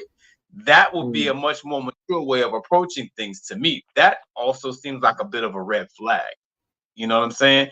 So I don't think that you necessarily did anything wrong or bad per se, but early on, you know, I try to get an understanding of where a person's head is, what their expectations are, and if where their expectations are aligned with what my expectations are, and if it's a match and if it works. You know what I'm saying? And just try to work from there going forward. Do it early because you want to avoid wasting your time and hers. You know what I'm saying? And when you see I think it's a good thing. It sounds like, you know, that this person went on their way or whatever the case may be, because someone who gets mad over something that petty, in my view, you know what I'm saying? They weren't able to talk to you enough. Well, okay, talk to me about that and we'll make a plan and we'll work out a way where we could talk more if you're mature enough to do that. But she didn't do that. She got upset. I think you might have dodged a bullet there, bro. That's my 2 cents. Yeah. Okay. I definitely agree with that. I definitely feel like he dodged a bullet, and it was for the best that things didn't go any further.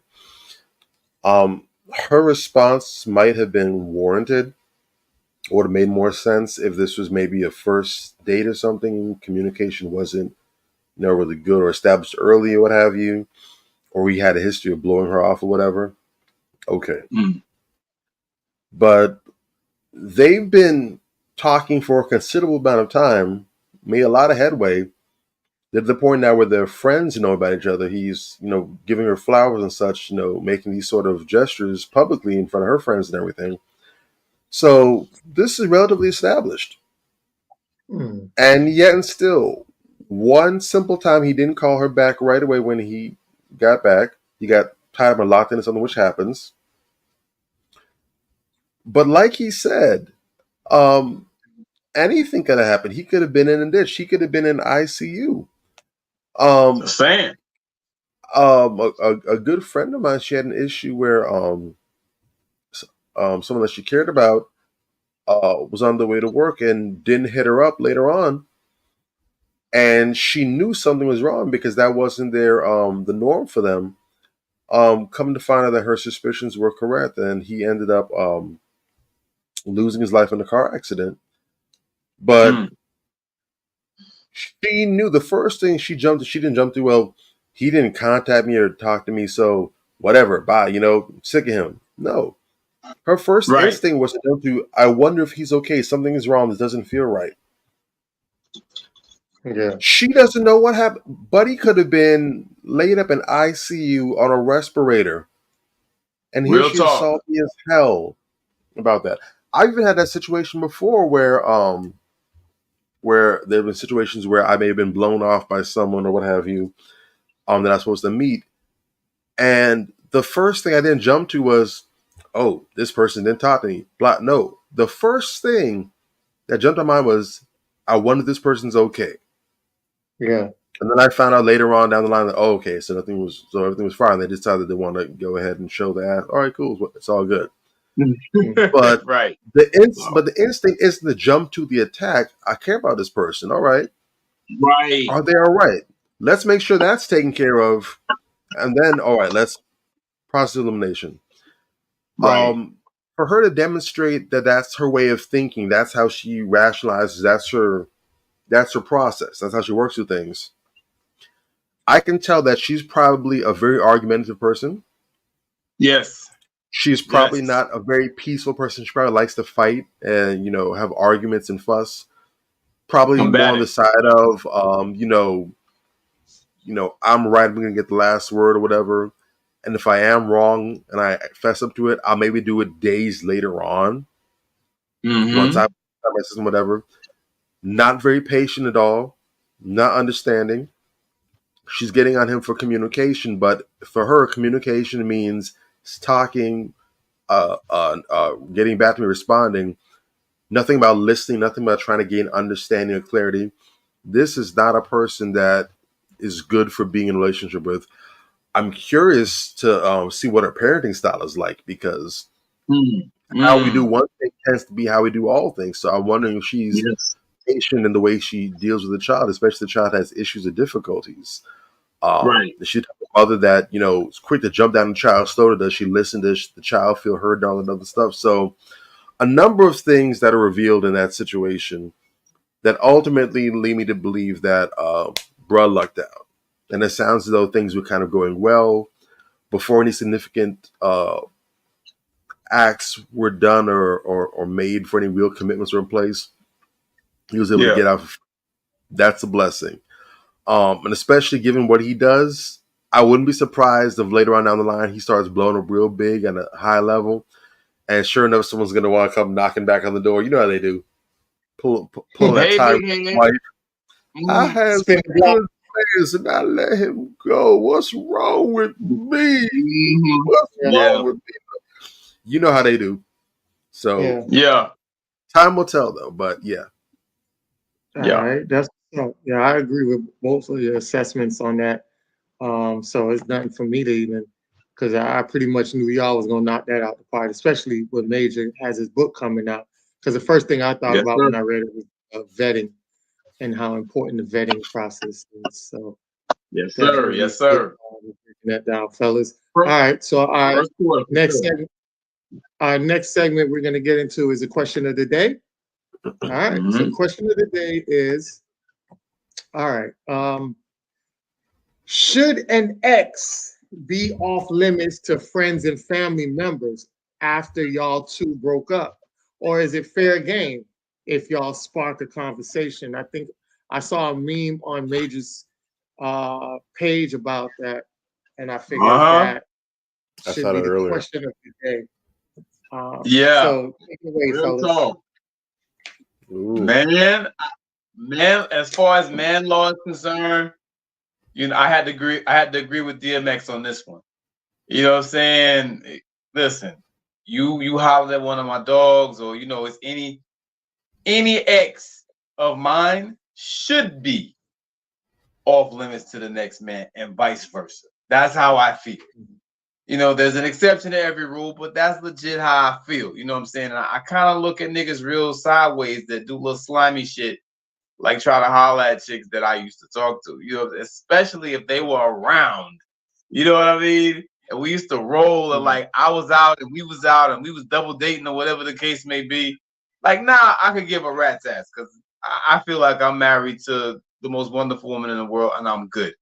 But it says a lot to me about your integrity or lack thereof if you would even go there. You know what I'm saying? That to me, that's like an integrity issue. That's like a character issue. There are millions and millions of other women out here. Why would you even think to go and try to jib with a chick that I used to rock with if me and you tight, if me and you rock? Now, if I just know you loosely, it don't matter. You understand what I'm saying? But if we was tight and we rock, it leaves a real bad taste in my mouth, makes me look at you funny style, makes me think that you a slimy little cruddy shit face nigga. Like that don't work for me. You know what I'm saying? But guys do it all the time, and girls do it all the time. And you know, I guess that's why we have such a shitty ass dating pool out here, because people don't have no integrity, no rules, no morals, no scruples, nothing. It's just like anything goes. It's like a free for all. It's like Sodom and Gomorrah. You know what I'm saying? Like, that's how I look at the dating pool right now. And people who take that question and kind of run with it, you know, they strike me as the inhabitants of that city. That's how I feel about it. What you say, Bobby? Facts on top of facts on top of facts, with some facts jelly on the side. Real talk. You Chama Hot done that thing, man. I agree with that. Of course, like you said, familiarity is going to determine, what side of the fence that falls on. If you and your partner weren't really that close or whatever, and they went ahead and approached that person, is one thing, because we don't have the kind of relationship where we really owe each other sort of, consideration, whatever. But if it's your partner, if it's your person, whatever, it's a different story. Like, that's really sideways and it's really suspect. Now, I would say if there were going to be any modifiers in that, whatever, it would probably definitely be related to time. So if you just broke up with this person, or y'all just parted ways, and not 6, 7, 8 months, not even a year, not even 3 months later, they're out here all booed up and closed up. Okay. So this is super suspect. But if it's been years or something down the line, maybe it was some event somewhere and they happen to bump into each other, could be some consideration there. If your dude came to you, if your friend came to you on some respectful stuff and said, hey, I know you and such used to talk. We recently bumped into each other, started conversing, kind of feel some sparks there. Before things go any further, y'all want to approach you, get your blessing. Now, at that point, can be something to consider. There's some respect. They're trying to go above board. They're not trying to be slimy or suspect, or you pop up. Again, transparency matters. If you're moving foul, if you're moving sneaky, that says a lot. But if you're willing to, we're not trying to be in the shadows. We're trying to be in the light about this thing. I respect that's something that you can, right. I can respect it. Probably going to have my blessing, especially if I'm doing my own thing, hey, no hard feelings. Y'all do what you do. I hope it works out for you. But it's the way you go, like you could do almost anything out here in this world, depending on how you go about doing it. There's for the most part, there's a right way and a wrong way to do just about everything. Yeah. You can even talk real greasy to people sometimes, depending on how you go about doing it. And it might not even come across like an insult. It might just be something that's going to leave you scratching your head or not sure how to respond. But the way you do things holds a lot of weight. Yeah. And if you go about doing that the right way, then might not be suspect. But generally, as a rule of thumb, leave it alone, man. The world's too big, man. Right. So many people out here. Go find something else somewhere else. Get out, touch some grass, meet new people. Maybe that's the problem. Maybe you don't go out and meet and bump into enough people, so you seeing the people around you as the only people in the pool. Real talk. Exactly. Well said. I agree. I agree with both of you guys saying. To me, 6 billion. I always talk about this all the time. It's over 6 billion people in the world. Half of that being women. There's so much women out there to explore, to meet. For you to deal with somebody that your friend dealt with, and apparently it wasn't a good connection in the first place. So there is some underlying issues with them off rip. For you to go in there and go get the same damn problems as well. I've never seen too many of those situations work out in a favor for some to go from negative to positive. Is normally negative, which runs into the same thing as one man's trash is another man's trash, right? It's not always a treasure for somebody else. It don't matter how many hands trash been passed in, it's getting passed around with trash in it. So go find your own. You are a unique person. You don't vibe the same way your homeboy vibes. Y'all don't link up the same way. So you would have to find a woman that you are more compatible with, not somebody who's more compatible with your homeboy. So it's always the most likely a sexual thing. And we got to get away from being so sexual all the time, because sometimes when we leave with sex, we end up fucking our lives up because that condom breaks, and now you have a child by a woman who's been with your boy, who probably, decorated her face as if it was a birthday cake, and now that's your child's mother, and now you don't want to deal with that child Hey and the yo, child's mother, and now you have created a dysfunctional household. So yeah, stay away from those situations. It's not something that looks good. It's not going to look good for you, and it's going to be in the worst state, and leave you your mental really messed up, thinking about that day in day out that your child's mother also was your homeboy's sex slave. So don't do that. It never works out. Jesus. Real talk. So we're gonna get into our next segment, which is, I think, Major, you had sent me the list last week, right? Yeah. I think you did send me the list. I think you sent it to my phone, right? I did. I'm trying to see what. I don't think I seen it on. Was it the phone or in the group I sent it chat? on the phone. It was on the phone. It was on the phone. I'm trying to figure out what was it under your other number, or was it your regular? No. It was on. It was on. It should be under my regular number, I think.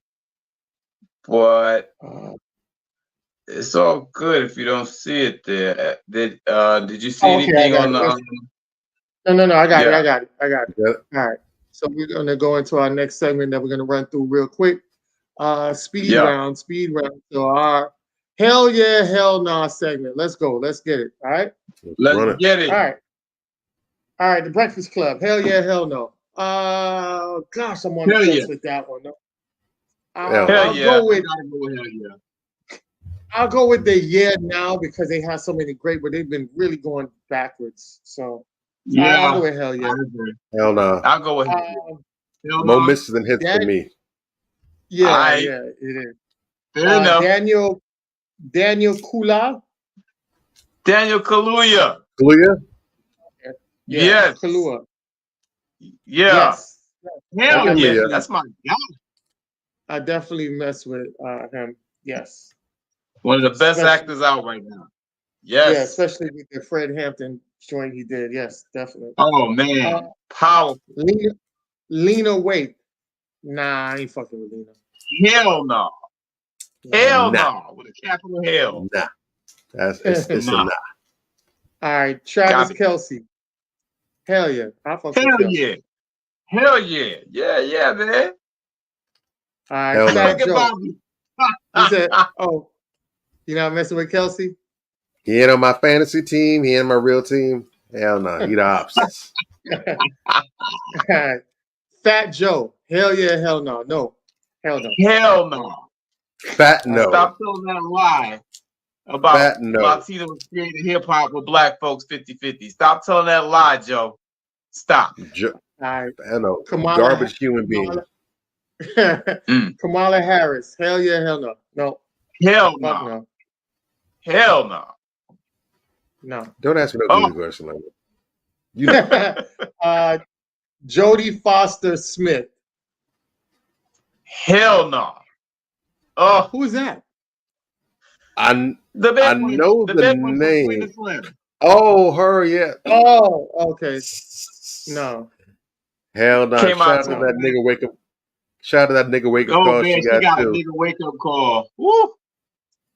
Yeah. Man. Tamara Braxton. No. Hell no. Nah. I'm not messing with you. Nah.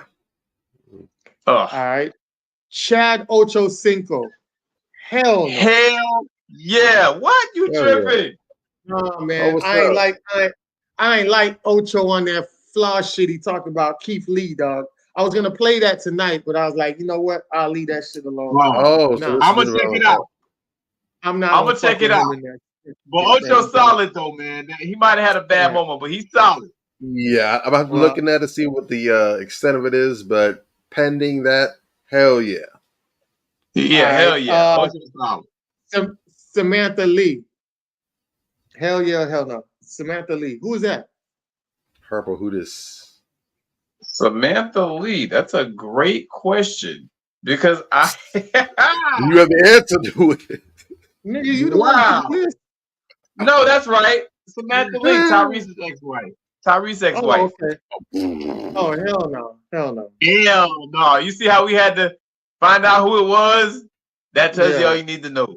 Yeah, but she was making the rounds, doing interviews, so that's why I put her on there. Oh, terrible. I'm gonna do like Cory Booker. I mean, no. Let me say it again in Spanish. No. Mr. Let Go. Hell no. Can't stand that. Hell no. Oh God, that guy.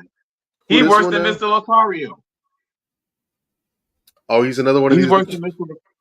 He's worse than Mr. Locario, and right up there with Derek Jackson. Nah.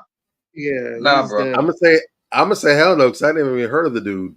So whatever you doing, it ain't working. You've seen him, you just don't know his name. That's even worse. He got like a little ball kind of head, small beady eyes, and his teeth look like the porcelain teeth. Like look like he got porcelain teeth. He like nerdy dude like some nerdy dude who felt like he got a podcast and just. So what you saying is he looked like a Pez dispenser.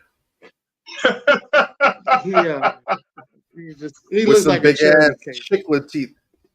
Yeah. Mr. Let Go needs to let it go. Then sit your ass down. He grew his fame off of he grew his fame off of Clubhouse. So that just lets you know where he's from. Last but not least, the list. The list. Yeah. Hell nah, bro. I just can't, man. It's so low energy. It's so low energy. Low vibrational, low IQ, toilet water, feces contaminated piece of nonsense. Yeah. Ass crack. TFOH. Nah. Nah. Get out of here. So that concludes our segment of Hell Yeah, Hell Nah. And our last segment of the day is Crown Check. Yeah, This crown check. That's right. This crown check is basically, tonight's show is perspectives, right? So it's like our queen for tonight felt like she wanted to go one way and was declined that way. So she's like, you know what? I'll make my way and do it another way. And our queen check for tonight is this lady right here. And who is she? I know her. She is Sibongile Sambo. Sambo. So, okay, you're African, so you would know that. All right. So say it one more time. Say it one more time, Major. Sambo. Sibongile Sambo. Sibongile Sambo. All right. So she was born in 1974 in Bushridge, is a South African airline executive. She founded SRS Aviation. Sambo was named on the 20th Young Power Women in Africa 2013 list. She graduated from the University of Zululand. Why did I want to pick this excerpt out about that? Zululand. When you look at Zulu, remember where Zulu came from. The iconic Shaka Zulu, the warriors, the innovators, the people that was like took no for an answer. Shaka Zulu, the Zulu tribe, it's very iconic. So it just goes form fitting with who she was because she didn't take no for an answer. So she stood up and created her own way and was like, okay, you're not going to accept me as a flight attendant? All right, then I'll go out here and get my own aviation. All right. So Samuel was not able to become a flight attendant with South Africa Airways. I think it was because of her height, if I'm not mistaken. In 2004, she won a South African government contract. She founded SR Aviation, which offers jet and helicopter rental services, air cargo charter, tourist transfer, General Air Security, Medical Evaluation, and Aerial Services. SR Aviation is the first Black female-owned aviation company in South Africa. In February 2020, Sambo testified before Zondo Commission of Inquiry into state capture of the part-time Johannesburg as part of the investigation into South African Airwaves management, which was super dope because not only did she create her own aviation, but she also had them investigated to make sure they wasn't out here doing extra fucked up practices to hinder or stop people, and also a lot of corruption that goes down in that country too. So to salute to our queen tonight, and like I said, what's so unique about it is normally the word Sambo is somebody who was controlled, and here it is, she's doing the opposite of that with the name like Sambo. So definitely love that she beat the odds, and salute to our queen check of the night. And I'll turn it over to you guys, and you guys could close us out. Listen, very powerful crown check tonight. That sister right there is remarkable. Imagine if we all had that type of enterprising mindset. We go to apply for a job somewhere, we get rejected, and we go out and build a company that does that very thing. This sister got rejected for a job as a flight attendant and went out and started her own airline. This is why I don't accept the twerkers. This is why I don't accept, the image of the Jezebel, and the dancing on the tables in the restaurants and running around half naked, whatever the case may be. Sisters, you are powerful. When you are focused, man, you can do some extraordinary things. Shout out to that sister. I'm inspired by that story. That is amazing. That is really truly something that you just don't see a lot of. Who goes out there and builds their own airline? Wow.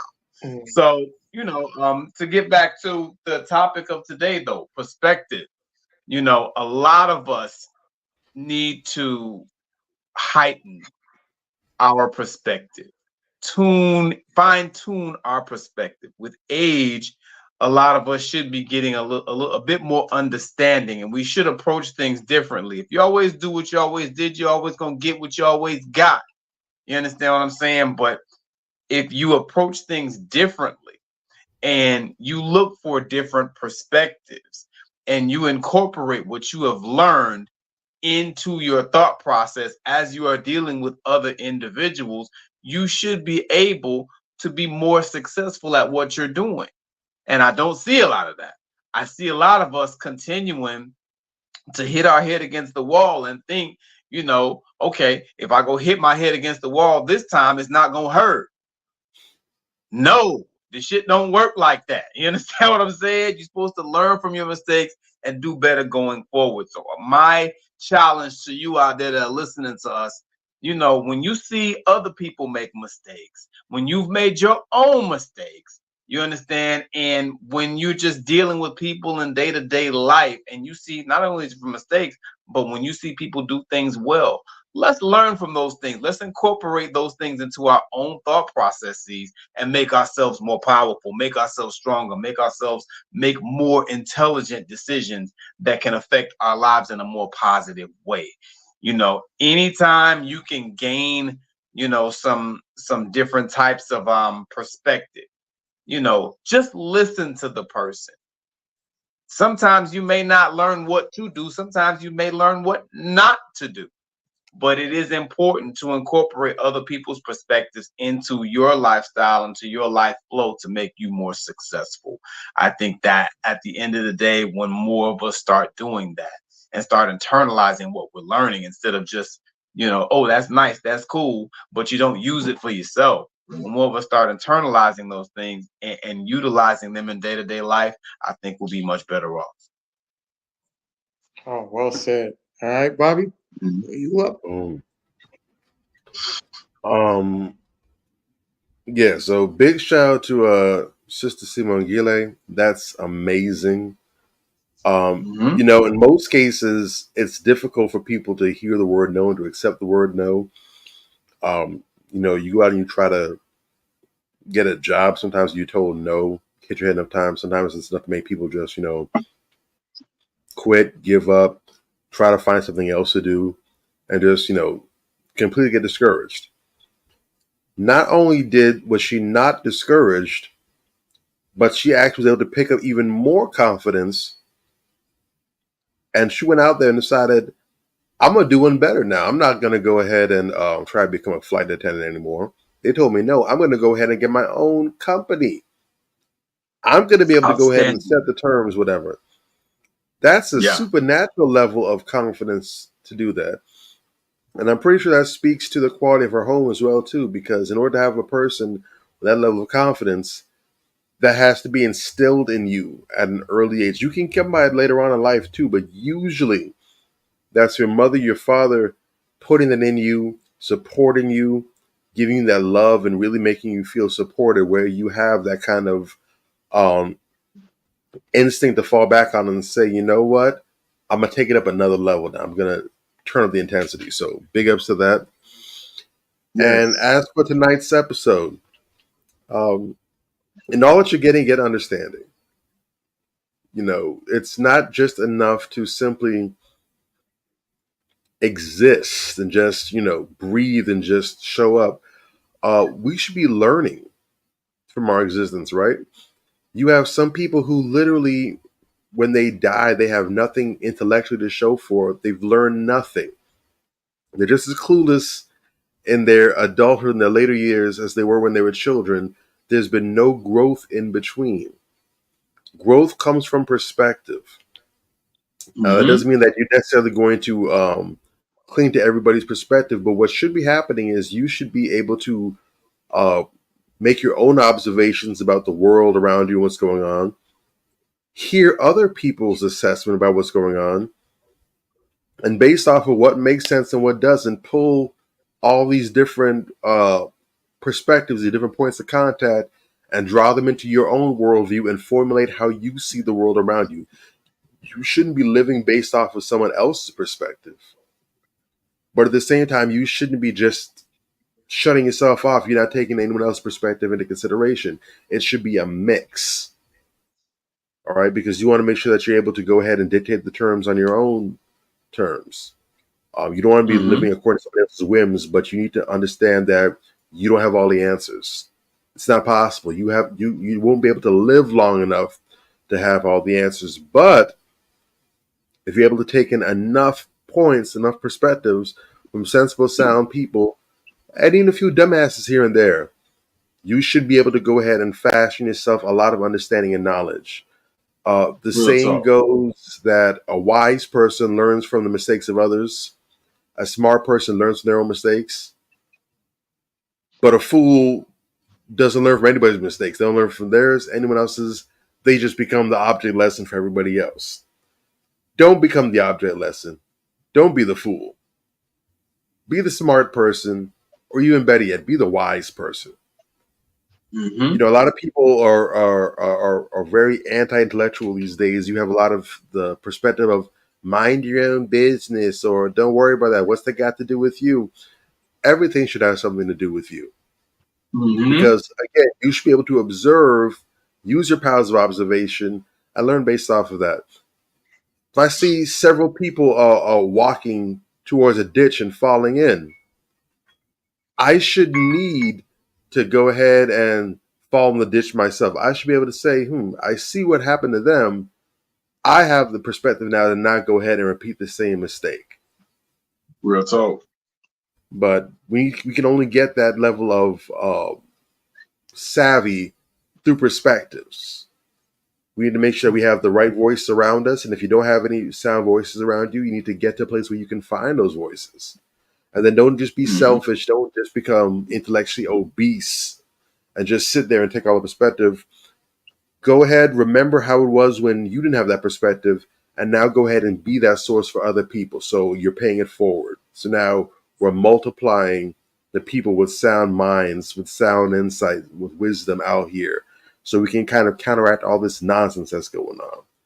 Because it says in the word that my people perish for lack of wisdom, for lack of knowledge. Go ahead and reverse some of the damage that's being done. We'll catch you on the flip side. Yeah. Definitely. That being said, thank you guys for watching another week of Manifestation 2020 with us. Tune in next week for another great episode. And make sure that you guys are out here being super safe for the holidays. And we will have a segment coming up about protecting yourself with gun safety.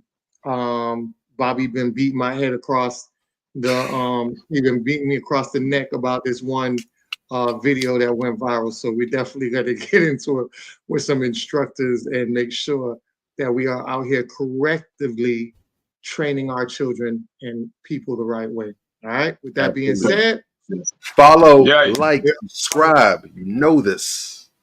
All day, every day. All right. Love y'all, fam. Peace. Blessings.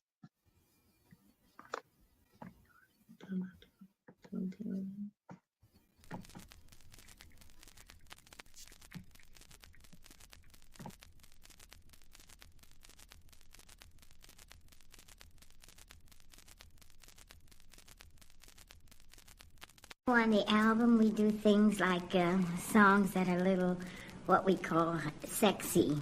You can see from the title, it's more of a love album.